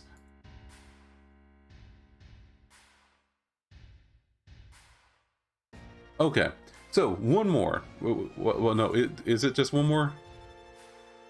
Yeah, I tell you what, I'm kind of getting burnt out on Final Fantasy, so we'll do one more, and then we'll move on to something else.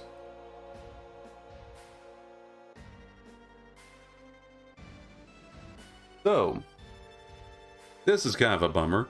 Yoshi P shuts down Final Fantasy XIV fans begging for Blitzball in the new Downtrail expansion. Written by Rebecca Valentine, once again on IGN. And so, going on into the article. With the announcement of a brand new Final Fantasy XIV expansion that's giving everyone massive Final Fantasy X vibes, fans are clamoring for the addition of Final Fantasy's favorite sport, Blitzball. I thought that was Triple Triad. Unfortunately, game director Yoshi P has a message for everyone begging for the weird underwater soccer game. No Blitzball. That's kind of sad. It's very sad because, like, certain expansions, at least to me, felt like they were reminiscent of certain games, such as Endwalker. If you love Final Fantasy IV, you're going to love Endwalker. That game has Final Fantasy IV's fingerprints all over it. I don't want to give anything away if you haven't played the game, but if you have played Final Fantasy IV, be prepared to relive some of those moments. And really, it was a nostalgia blast for me.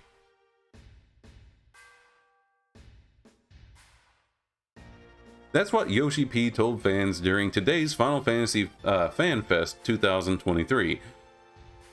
While discussing updates to the Golden Saucer and upcoming patches, fans began to eagerly shout Blitzball from the audience. Nope, sorry, no Blitzball. But you know what they are bringing in?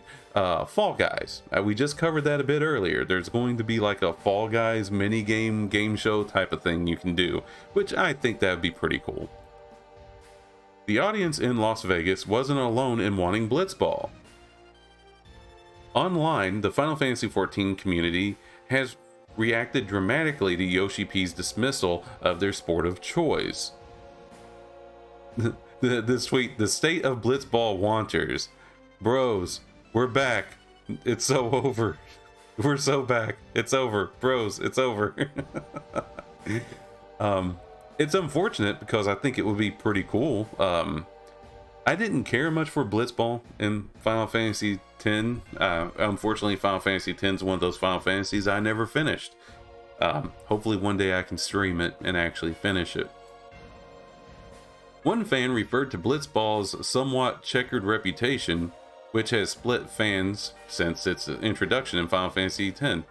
Hoping my days of using this are limited, but because no Blitzball, I gotta keep spreading it.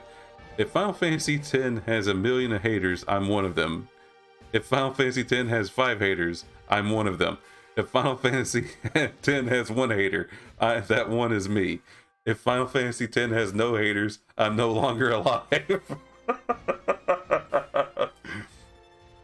If the world loves Final Fantasy X, I'm against the entire world. Till my last breath, I will hate Final Fantasy X. I'm curious if Yoshi P actually said that. Because it says here, Yoshi P on bringing Final Fantasy X content to Final Fantasy XIV. God, it's hard to believe that I'm playing Final Fantasy XIV and Final Fantasy 15. I feel like that wasn't released way too long ago. What, 4 years? But gosh. PlayStation 2 was Final Fantasy X, and the latest Final Fantasy to come out was 16.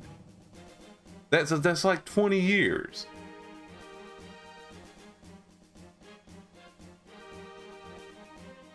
So yeah, it looks like people are pretty upset that there's no Blitzball. Oh well. I'm sure we'll manage. Blitzball was first introduced in Final Fantasy X, dividing fans with its deep but sometimes confusing take on water sports. Its supporters cheered its roster recruitment, league play, and varied strategies, but its detractors derided it as clunky and difficult to learn. Still, it's an inalienable part of Final Fantasy X's legacy, the ultimate expression of Final Fantasy's many PS2 era minigames. I really didn't care for Blitzball. I didn't like the fact that you had to get good at it to get Wakka's special weapon, and you have to pretty much go around and you gotta make sure that all your players are the best. It's really the only way to win.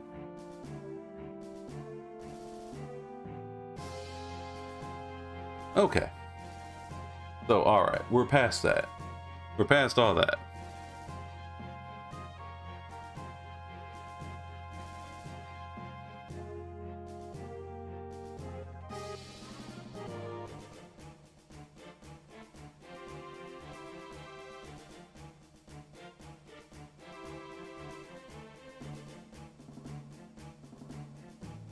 I'm just taking a quick look at this article before I go through and start trying to read it, because I'm starting to wind down here a little bit. And I think this might be something best saved for another day.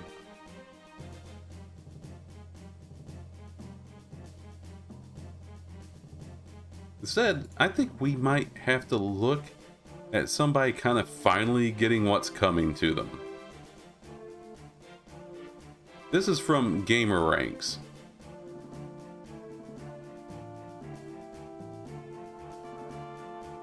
Let's see here. In this article, it says Game Ranks I'm not going to say who wrote it because Billy Mitchell is kind of litigious, but please don't sue me.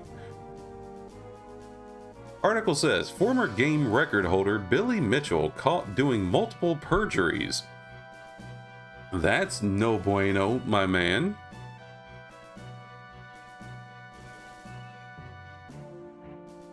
Here we go. We'll scoot myself over into the corner. Put baby in a corner. There we go. Billy Mitchell, once regarded as one of the greatest video game record holders on Earth, seems set to lose his cases versus Twin Galaxy after he is caught doing multiple perjuries.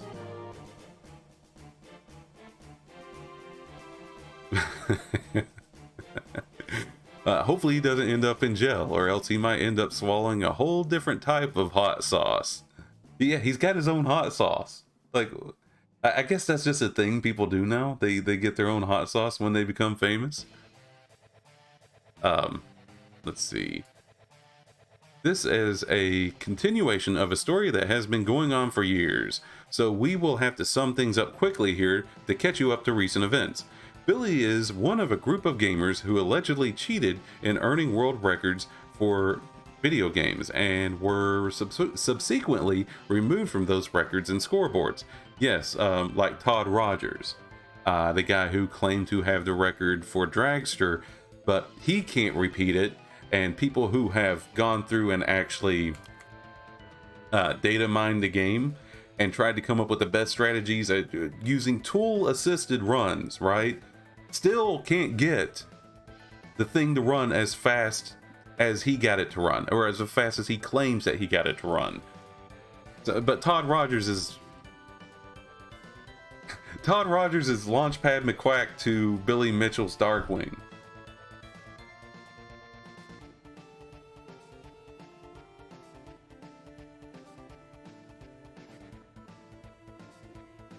Let's see here. Now, I've been following this somewhat because of Carl Jobst. He has a really good YouTube channel where he's been following this stuff. And if you want to understand more about cheating in games, Carl Jobst, go to his YouTube channel, watch his videos, and he actually manages to make them entertaining. Let's see here. Billy Mitchell decided to sue one of those world record-keeping organizations, Twin Galaxies, for defamation in 2019. Subsequently, Twin Galaxies countersued Billy for fraud. The two Billy Mitchell versus Twin Galaxy cases revolve around a Donkey Kong speedrun that Billy Mitchell claims he earned in a mortgage brokers convention in 2019. Billy was caught lying in his depositions when several other witnesses in the trial disputed his testimonies.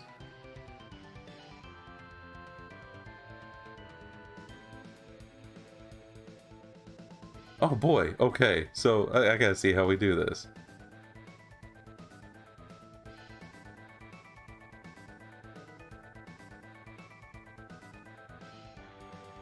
Okay, so Carl said maybe he was just in the zone that day. I don't think so. Maybe he might have been in the Twilight Zone. He might have been in the cheat zone. There's simply no one has been able to repeat that record no matter what they did. No matter what they did, they couldn't. No way. And I'm trying to find a way. How do I highlight a person's chat? I'm kind of upset that I can't do that. Huh.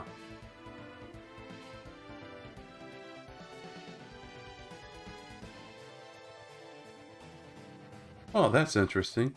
I kind of hoped that I would be able to do that.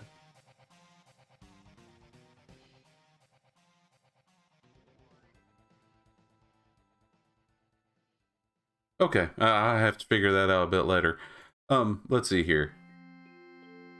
In one such deposition, Billy claimed that a GameStop manager entered the original Donkey Kong circuit board into the arcade cabinet he played. He also claims that the GameStop manager was there to serve as witness for his world record, and that the manager also set up the recording equipment. Oh yeah, yeah. This is the whole thing where they figured out that there is a way that the screen loads, and if you do it on the original arcade cabinet, the screen loads totally different than if you do it on a emulation, and the record has to be performed on the original. And so they broke it down frame by frame and learned that it was loading from an emulator. To be eligible for Twin Galaxy records, the gameplay had to be recorded on a VCR, which required that a VCR be connected to the arcade machine using a compatible video converter. The GameStop manager's testimony, however, revealed that he did not insert the circuit board into the cabinet. He also did not set up any VCR or video converter. Under repeated questioning, the manager insisted that there was not even any cable connected to the cabinet for recording. Uh-oh, that's not good. Oh, uh-oh, wait a minute, something ain't right. I think Billy Mitchell, from just watching the things he's gotten into, it's like he had people that he thought were going to say one thing and then they're turning around and then they're saying the other thing. So either they are lying against him or they were lying for him before, but their stories are changing. That's what this sounds like to me.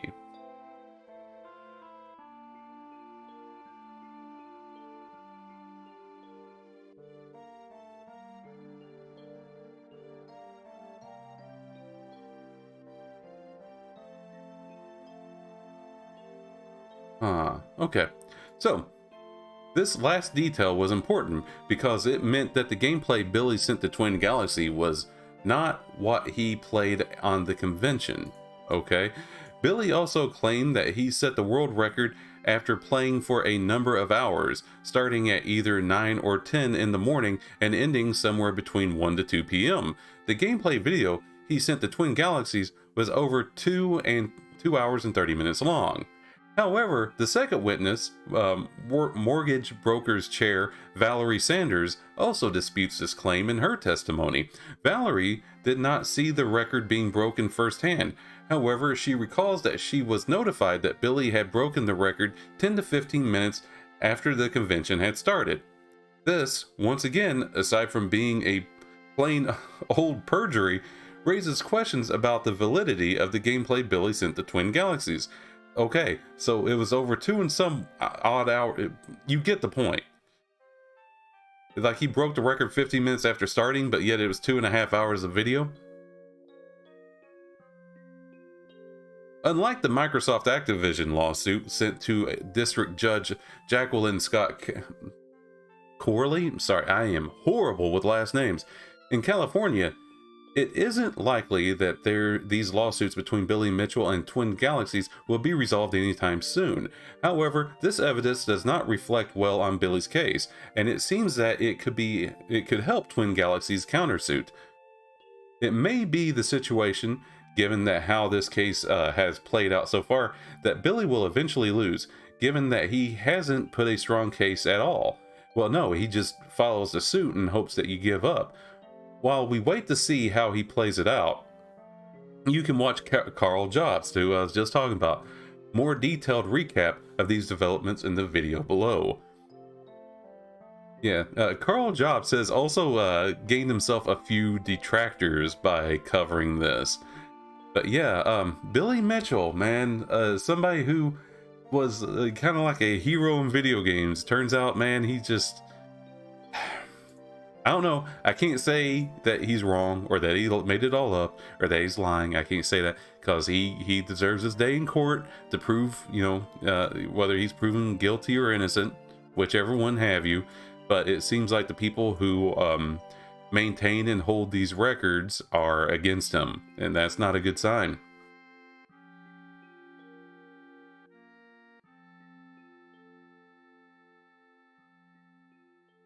And sorry, Carl, I'm trying to figure out how to put your comment up on the screen so that way people can see who I'm talking to.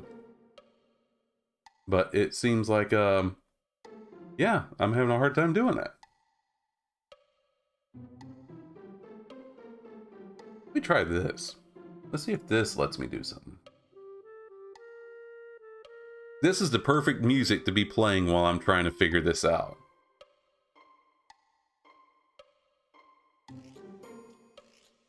Oh, there's nothing here. Huh. Okay, well, I'll have to worry about it another time.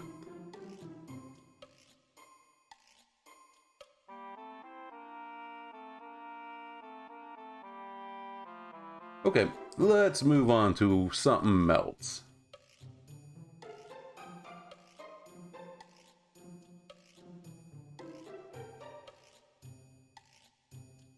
Let's see here. So, once again, Diablo 4 seems to still be running into some issues. The game seems like it's being controversial, but I don't understand what that controversy is. I have several friends who play this game, and they seem to be fine with it, but news organizations, or these news journalists, or games journalists, I should say, keep saying that, oh, there's this hated thing going on, or what have you. So I'm still reading, trying to figure out what it is that's upsetting so many players. This is an article on Dextro, written by Andrew Heighton. Diablo 4 players want major UI change to stop unfair advantage for others. So is this going to be... Okay. Like, computer gamers in first-person shooters, they use mouse and keyboard, which gives them an advantage whenever it comes to, you know, like first-person shooters. I can't imagine what the advantage would be here. Diablo 3 was a game that I actually preferred on console in regard as opposed to computer. I just felt that the control just worked a lot smoother. On PC, if they would have let me use a controller, I would have been happy, but they don't. I don't know if that's a thing though in Diablo 4. Avid Diablo 4 PC users have targeted a key complaint regarding the game's UI. It's one that they believe could easily be fixed and would improve the overall balance between the interfaces across the board.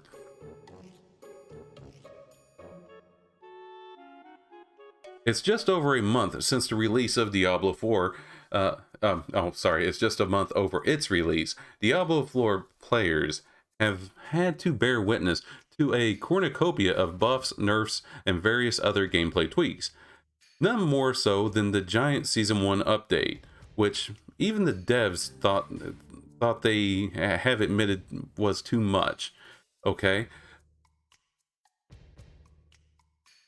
Even though many players actually feel Diablo 4 Season 1 is dead already, you see, they keep saying things like that, but I'm like, where is your proof? Give me an example. What do you mean? Post the tweets of people saying that it's dead, right? It's like the mainstream media. They keep adding negative adjectives to whatever story they're talking about, but then they don't tell you why it's bad. The thing is bad, and the thing that happened is bad, and it's causing bad things. It's a bad thing. Remember, the thing is bad. You hate the bad thing. If you don't hate the bad thing, then you were a bad person. Hate the bad thing. But you never tell me why it's bad. Right? So it's just getting very frustrating. It's like reading MSN or something. Okay, so many people are saying Season 1 is dead already. Plenty are still playing and enjoying it.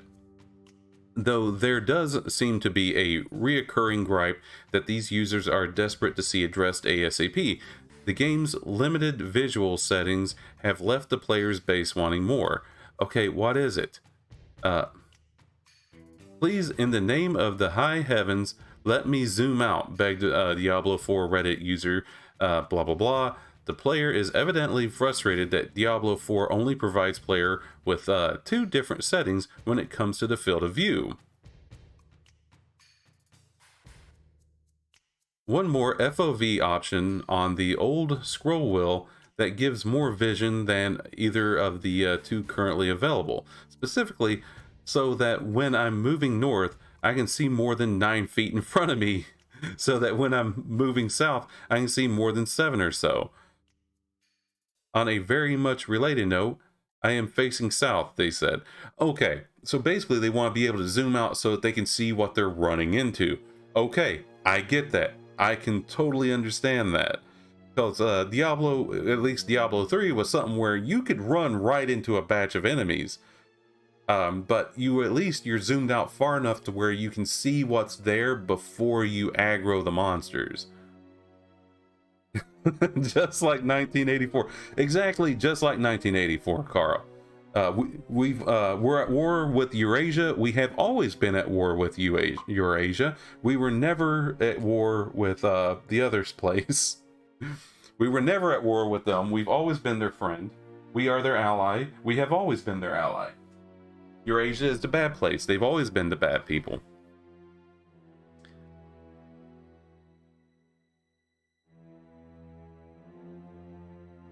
Okay, so wait, hold, is this link actually going to work?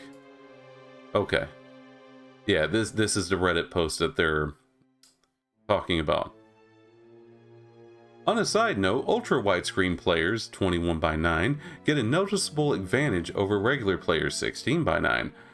I am not saying it's unfair because it's a cool thing, but the game already lets you see more if you've got a wider screen.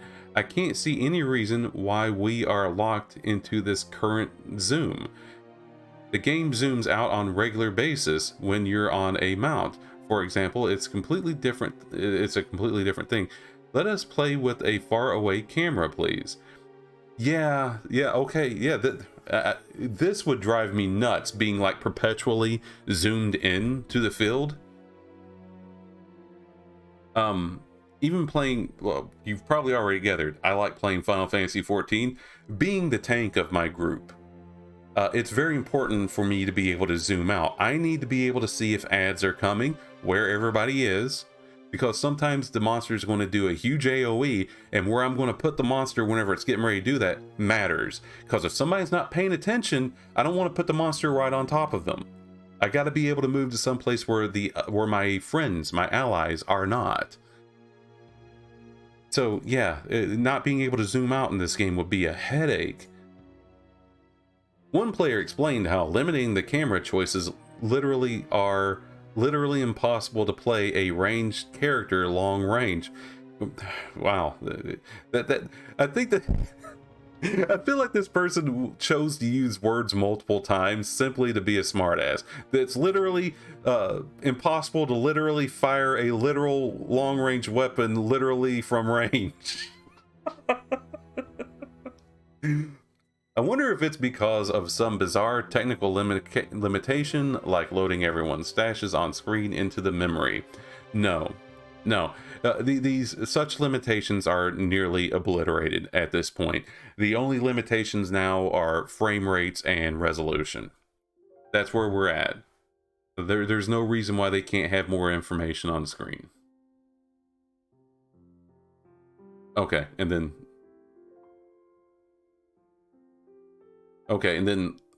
once again, speaking of other changes that they've made, Diablo 4 devs promised significant buffs to Sorcerer after backlash over nerfs. I'm curious now. I'm just curious. Let's check this out. The Diablo 4 community instantly responded to the 1.10.0 patch with contempt, since many felt the update failed to address widespread complaints. In addition, players called foul with respect to the balancing changes targeted at the Sorcerer, a class that had already endured unfavorable adjustments. 1.1 updated heavily nerfed the caster class by decreasing the Devouring Blaze passive and reducing any gear-related defensive bonuses the player may have hidden up their sleeves. Thankfully, it looks like the next update will tackle these issues and more. I remember back when I played World of Warcraft, there was a thing that the community would say quite often. They would say buffs, not nerfs. And essentially what that means is that if you give a character something that makes them powerful, then give the other characters something to make them powerful to keep up. And if the characters are obliterating the monsters or what have you, make the monsters more powerful. Now, that isn't always the answer. Sometimes you just gotta nerf. Sometimes the nerfs gotta come in. I've heard tales of some of these classes being able to one-shot monsters that are supposed to be dangerous and wiping people out, And no, you can't have your players walking in and one-shotting in-game monsters. That's just ridiculous.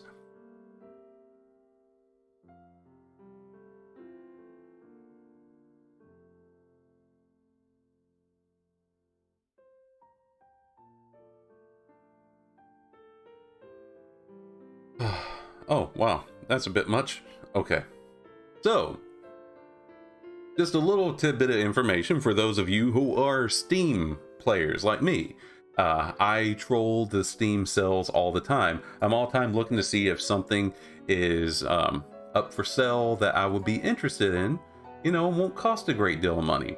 I feel like I save a lot of money doing that. I have a huge game library because so often I catch a game on sale for $5. I'm like, I'm getting that.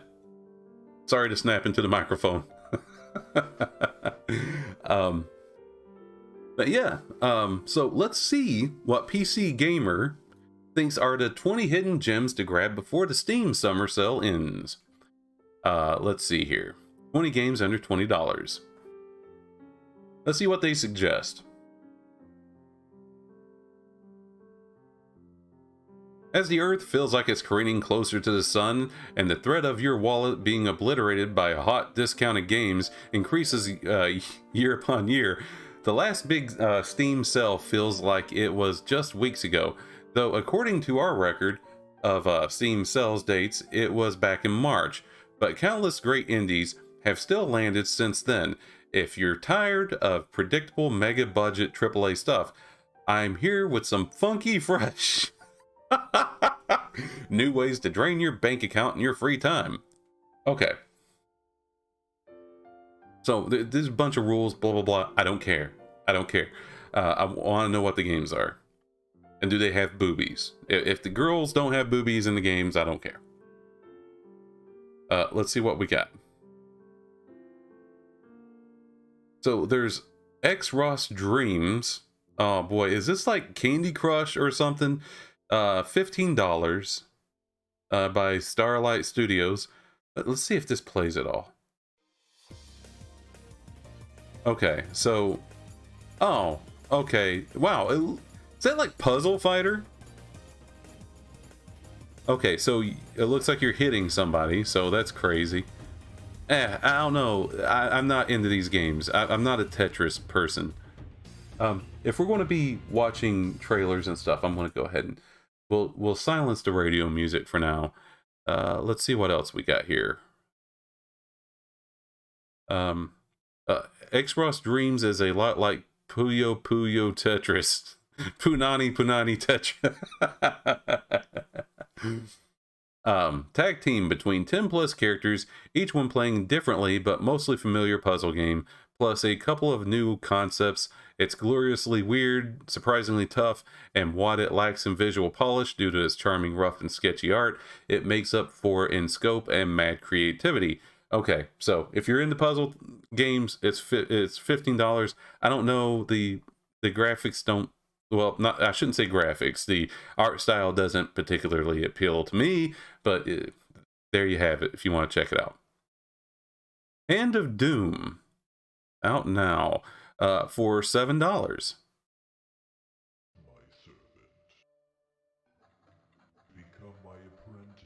This looks like blood.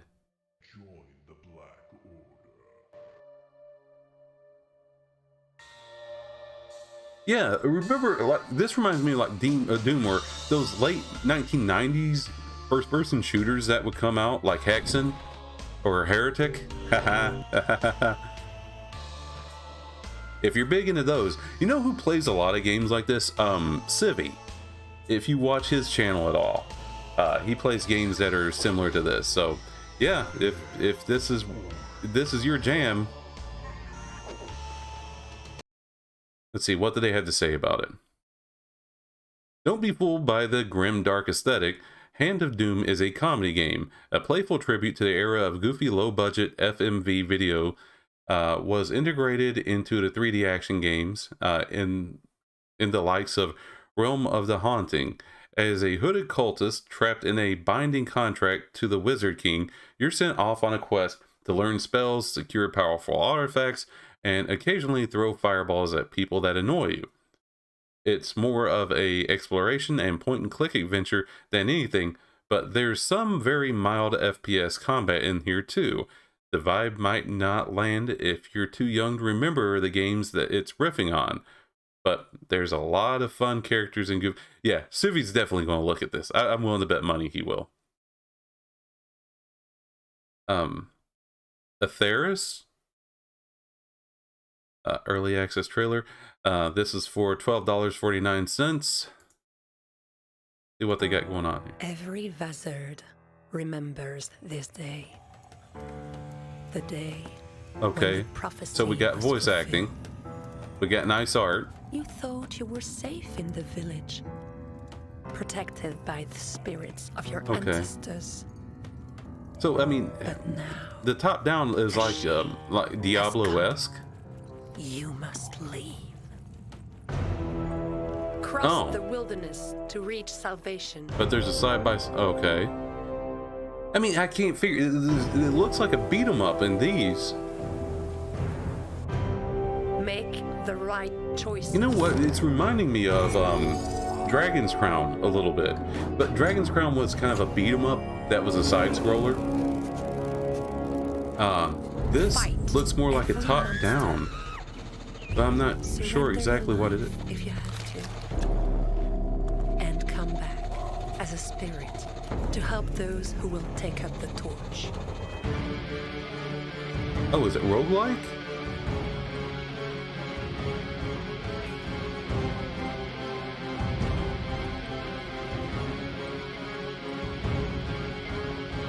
Okay, I'm not sure what it is. Alright, let's find out what it is. Here, let's read about it. A turn-based squad tactical roguelike RPG with an unusual fantasy setting and a gorgeous watercolor paper collage aesthetic. You are leading a band of adventurous lizard folk. I can't believe in our day and age that actually has political connotations. Lizard folk to save the world from a creeping curse, fighting monsters and rival tribes along the way in hex grid combat, heavy on strategy and positioning, kind of like, okay, Final Fantasy Tactics, if you like that, as well as unlocking new features and content each run.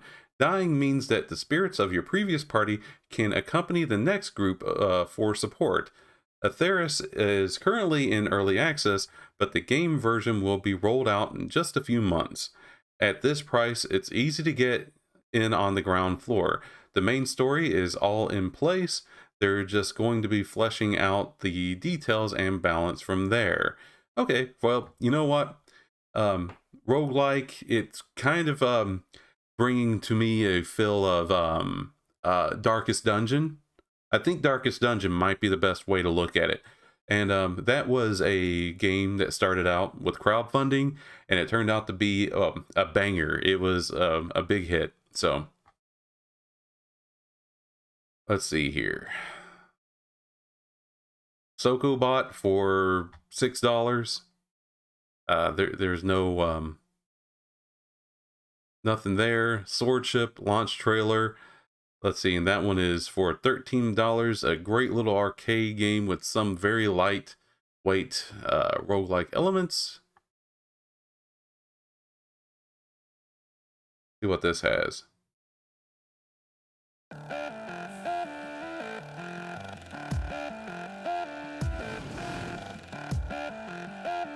You shoot 'em up? Alright. Without the shooting, what?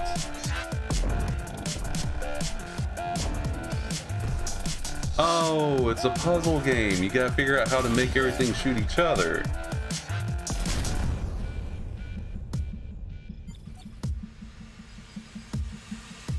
Okay, so yeah. Let's see if there's anything in here that's actually like really cool. Sorry, we're open. Okay, so this is all pretty much like indie stuff. Time Shifters, Vacant Kingdom. Okay, I thought this was going to be telling us about like games that are like really popular.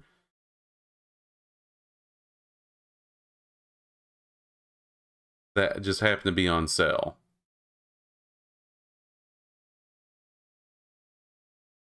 All right, yeah, fuck this. Let's move on.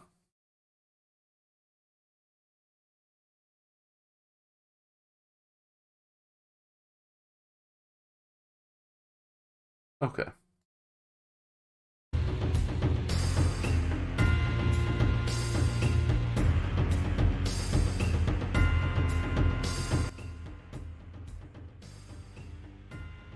Okay.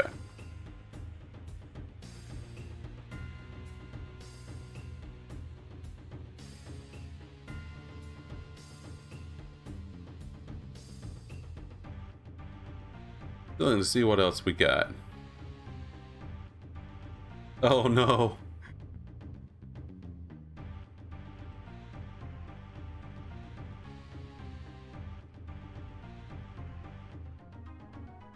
Okay, I got this.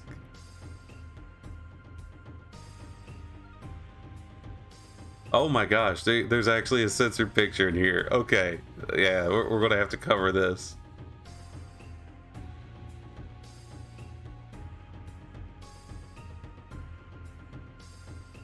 Okay, so back to Diablo 4, right? We're gonna check this out one last time. One last thing to do with this. I'll just go ahead and hide that. Okay, so Blizzard issues stark warning to Diablo 4 players. Stop using game modifying software or risk permanently being banned. Ooh, sounds like somebody's mad. Let's see here. Blizzard has told Diablo 4 players to stop using game modifying software or risk their account suffering a permanent ban. In the message posted to the Blizzard forums, Diablo community chief Adam Fletcher made clear the developer's position on unauthorized modifications, many of which it said are used to cheat.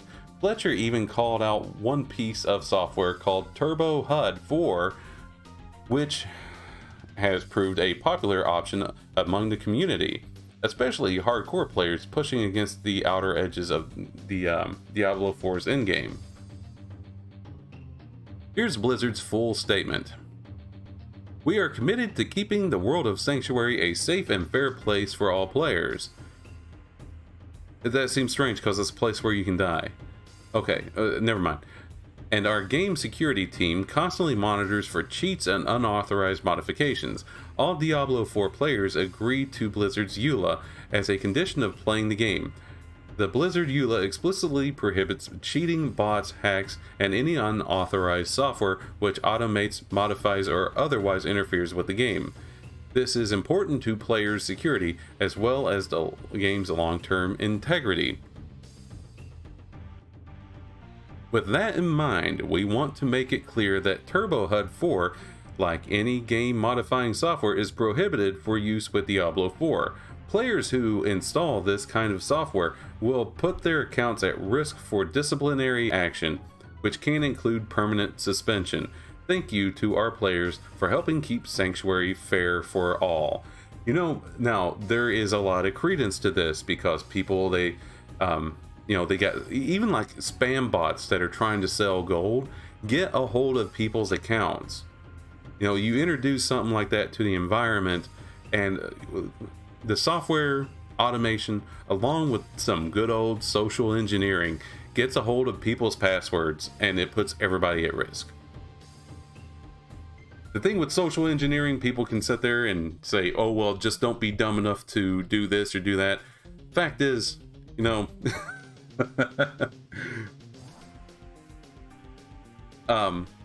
the risk shouldn't be there to begin with.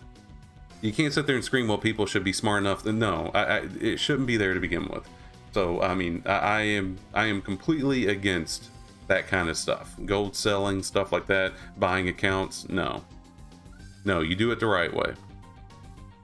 People can get mad at me all they want long. That's just where I stand on it. Originally, whenever I saw the title for this, I thought that they meant like game modifying, as in like mods that give your character, you know, different looking armor, like cosmetic mods. Like people did this all the time with Monster Hunter World, and it seemed like Capcom didn't care, because you watch a lot of videos online of people playing and they're wearing like Guts' armor and stuff like that. It's just cosmetic. It only works on you, whatever. But even then, I couldn't blame Blizzard if they started monitoring that as well. According to its website, Turbo HUD 4 adds a customizable overlay to Diablo 4. This lets you make changes to the world map, add aspect names to the character sheet, and configure plugins. You can also use it to reveal dungeon maps, add a missed items counter on the screen, and add a resource counter. Okay, right there, I can understand why Blizzard has a problem with it. You shouldn't be able to see the map ahead of time. That destroys the whole purpose of the Fog of War. Like, I can understand a mod that tells you, like, when your cooldown is done on a spell. Like, if your spells have cooldowns, I don't know if they do in Diablo 4, but it tells you, okay, this resource is full now, or this spell is ready to be cast now, or this other spell, you can cast it now, or this other spell, it's proc that lets you use it for half resources that's popped up. I can understand something like that. That just helps you play the game.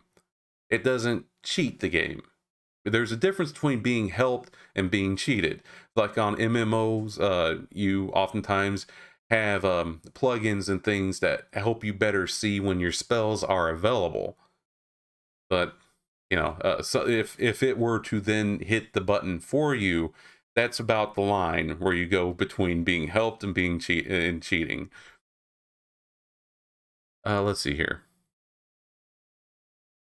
While many of these features are considered useful quality of life changes Diablo 4 could do with an official capacity, Blizzard's concern is software such as Turbo HUD can also be used for cheating in its always online game. It's an interesting statement in the context of Blizzard's philosophy for its other games. World of Warcraft, for example, has for many years let players use add-ons to modify the experience, and Turbo HUD itself has been around for years, used in some Diablo 3 players to boost their play. In other Diablo 4 news, Blizzard is set to host another campfire chat on July 28th. Oh, that was yesterday. So never mind. Let's see here. Yesterday, so 2 days ago, Blizzard released the Diablo 4 patch 1.1, which addressed the menu screen users' interfaces issue that, wow, that seems so weirdly constructed, that was causing some players to inadvertently activate the premium battle pass. Oh, I'm sure that was an accident. This activation now has a confirmation pop-up, and the default focus, the button the controller will first highlight on the battle pass screen, is now the season journey button. You see, I was just talking about this to one of my friends yesterday. We work on computers together, and it kills me how so many things on computers, you'll click on it to do something and it'll ask, are you sure you want to do this? Yes. Are you sure that you're sure? Yes. Final warning, are you absolutely sure? Yes. But you know what? If I accidentally click on the X button on Microsoft Edge, it closes Edge and every single tab I had open. It closes all of it. No confirmation, nothing. Just boom, gone, right? And so that's basically what they were doing with their battle pass. It pops up, do you want the battle pass? And as soon as you hit the button, man, because you just want to keep playing, you hit that button, boom, you got a battle pass. Let's see here. Despite various issues, Diablo 4 enjoyed an enormous launch and saw over 10 million people play in June.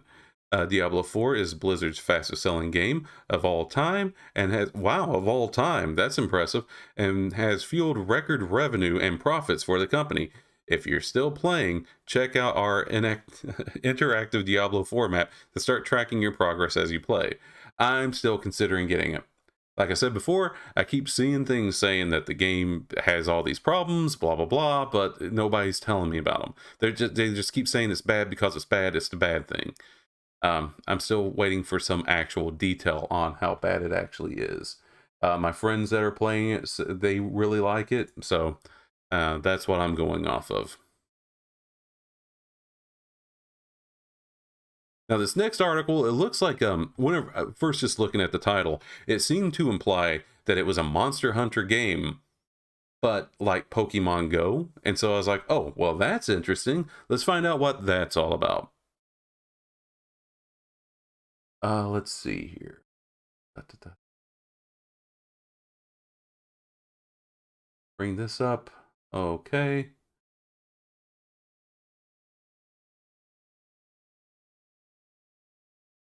All right. So, Niantic's Monster Hunter game launches in September. The Pokemon Go style take on Capcom series gets a release date. I had no idea that this was a thing. I didn't know this was happening. Please tell me more. This is an article on Polygon, otherwise known as the site that thinks that Disney animals are sexy. Monster Hunter Now, an augmented reality take on Capcom's hit monster hunting series from Pokemon Go the developer Niantic, will launch on September 14th, the two companies have announced. Players can pre-register for the iOS and Android mobile game at the official Monster Hunter Now website. For their trouble, they'll be rewarded with in-game bonuses that scale up according to the number of people who sign up. If 500,000 people sign up, everyone gets 10 potions and 3 paintballs. Paintballs are used to mark monsters you encounter on your travels to hunt later at home.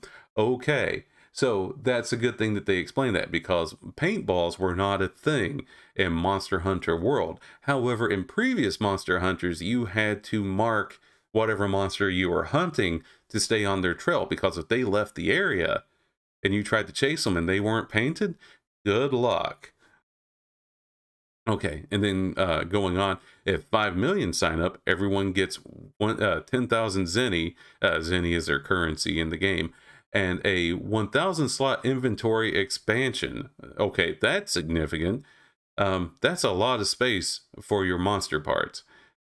In a video showcase revealing the release plans, the developer provided a definitive rundown of which monster and weapon types from the much-loved action role-playing game series will be featured in the new mobile game at launch, and the available weapon types will include the sword and shield, the great sword. Okay, these are classics. You have to have those. The long sword is probably the most popular weapon in the game.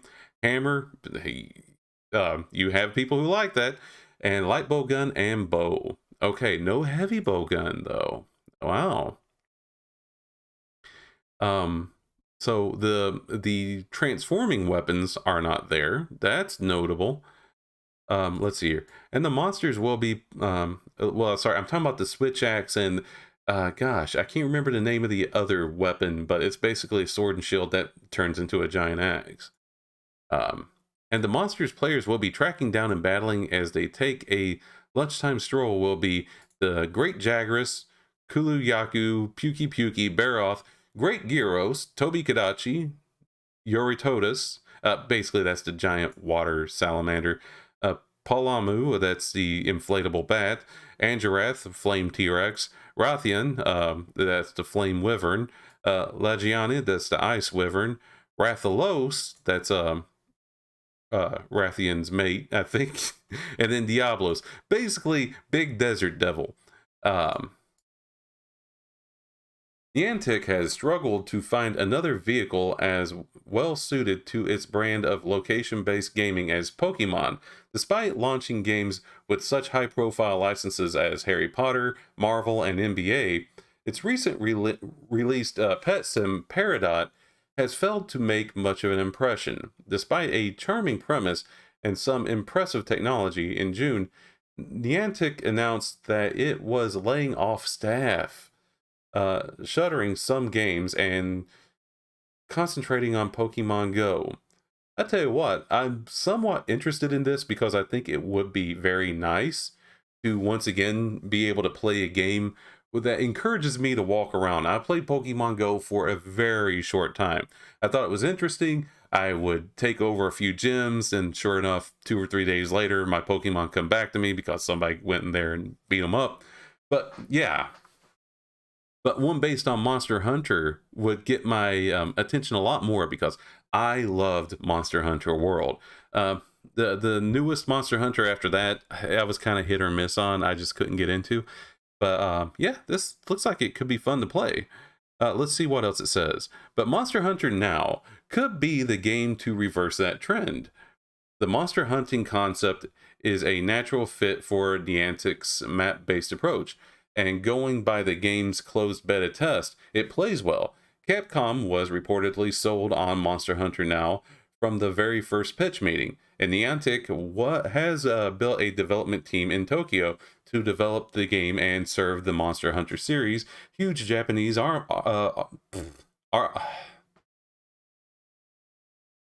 calm down, audience. The word I'm looking for is audience.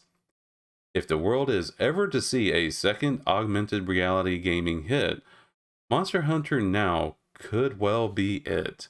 I'm wondering, how would you fight the monsters? Cause in Pokemon, did you really even battle? I haven't played it in so long that I can't recall. It's just simply been that long.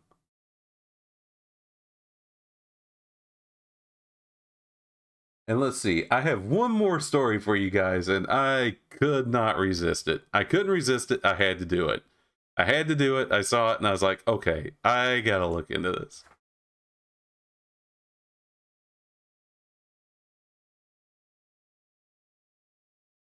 Game Lady Dolls is selling anatomically correct, life-sized adult Witcher Triss toy for $3,000. Boy, oh boy.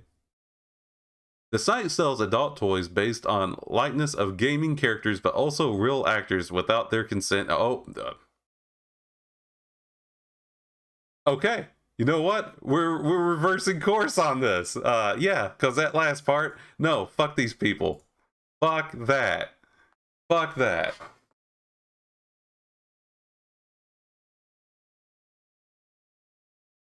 No, I'm not getting into that. Because, yeah, that could kick over a whole barrel of worms, and I want to keep things light.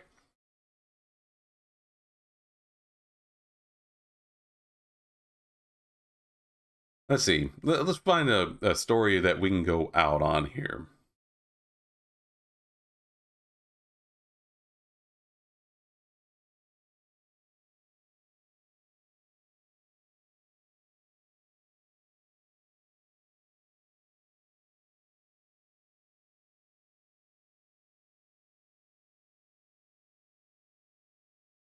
Here we go. I think this is a much nicer thing to go out on.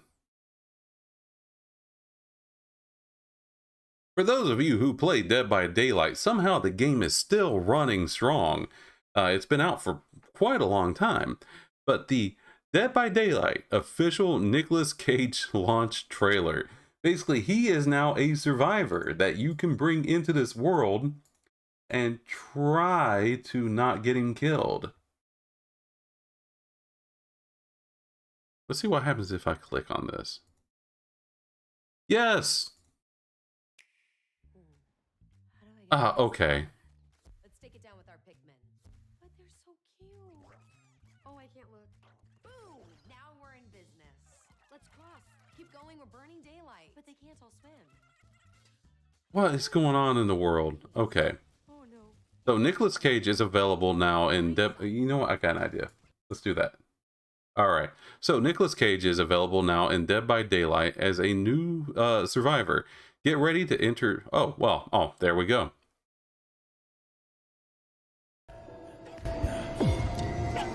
Okay. So they've added a bunch of characters to this. Oh, there he is. A familiar face joins the trials. Seized from his world of fame and glamour to endure among the survivors. as an equal. Come on, pull yourself together. And that's actually his voice.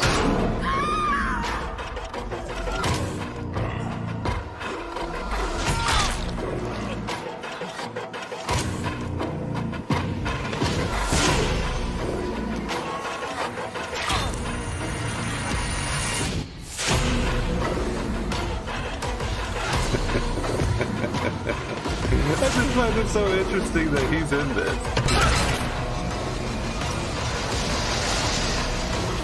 And just that he embraces being an actor to this point. Like, look at his outfit.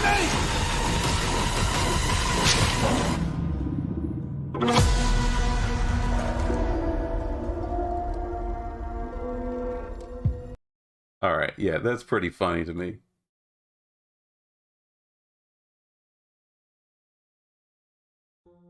But yeah, let's find out what the rest of this is about. Okay,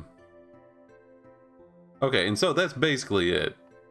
And it's actually him. You can tell that's his voice. I've watched a few Twitch streamers play as him, and it is definitely his voice.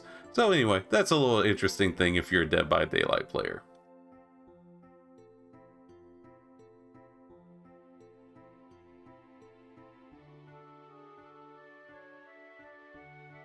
Okay, and with that being said, I am going to call it here. I am going to call it a night. I don't know, I might be streaming Resident Evil 4 a little bit later because I still need to beat that game, and why not just put it up on here so I can talk to people while I do it. I also got to figure out how to put people's comments up on the screen. For some reason, I don't know how to do that, and I tend to be pretty good with technology, so what the hell is wrong with me? Anyway, all of you who are here listening, thank you very much for being here and listening to me prattle on. Consider leaving a like, maybe even subscribing if you feel so inclined. I sometimes actually put out edited videos. Like I said, I like to just read news articles. And I thought that, you know, it'd be interesting to read them out loud, see what other people think. But, yeah. That said, as always, thank you very much for being here. Thank you very much for listening. And you guys have a great and wonderful day.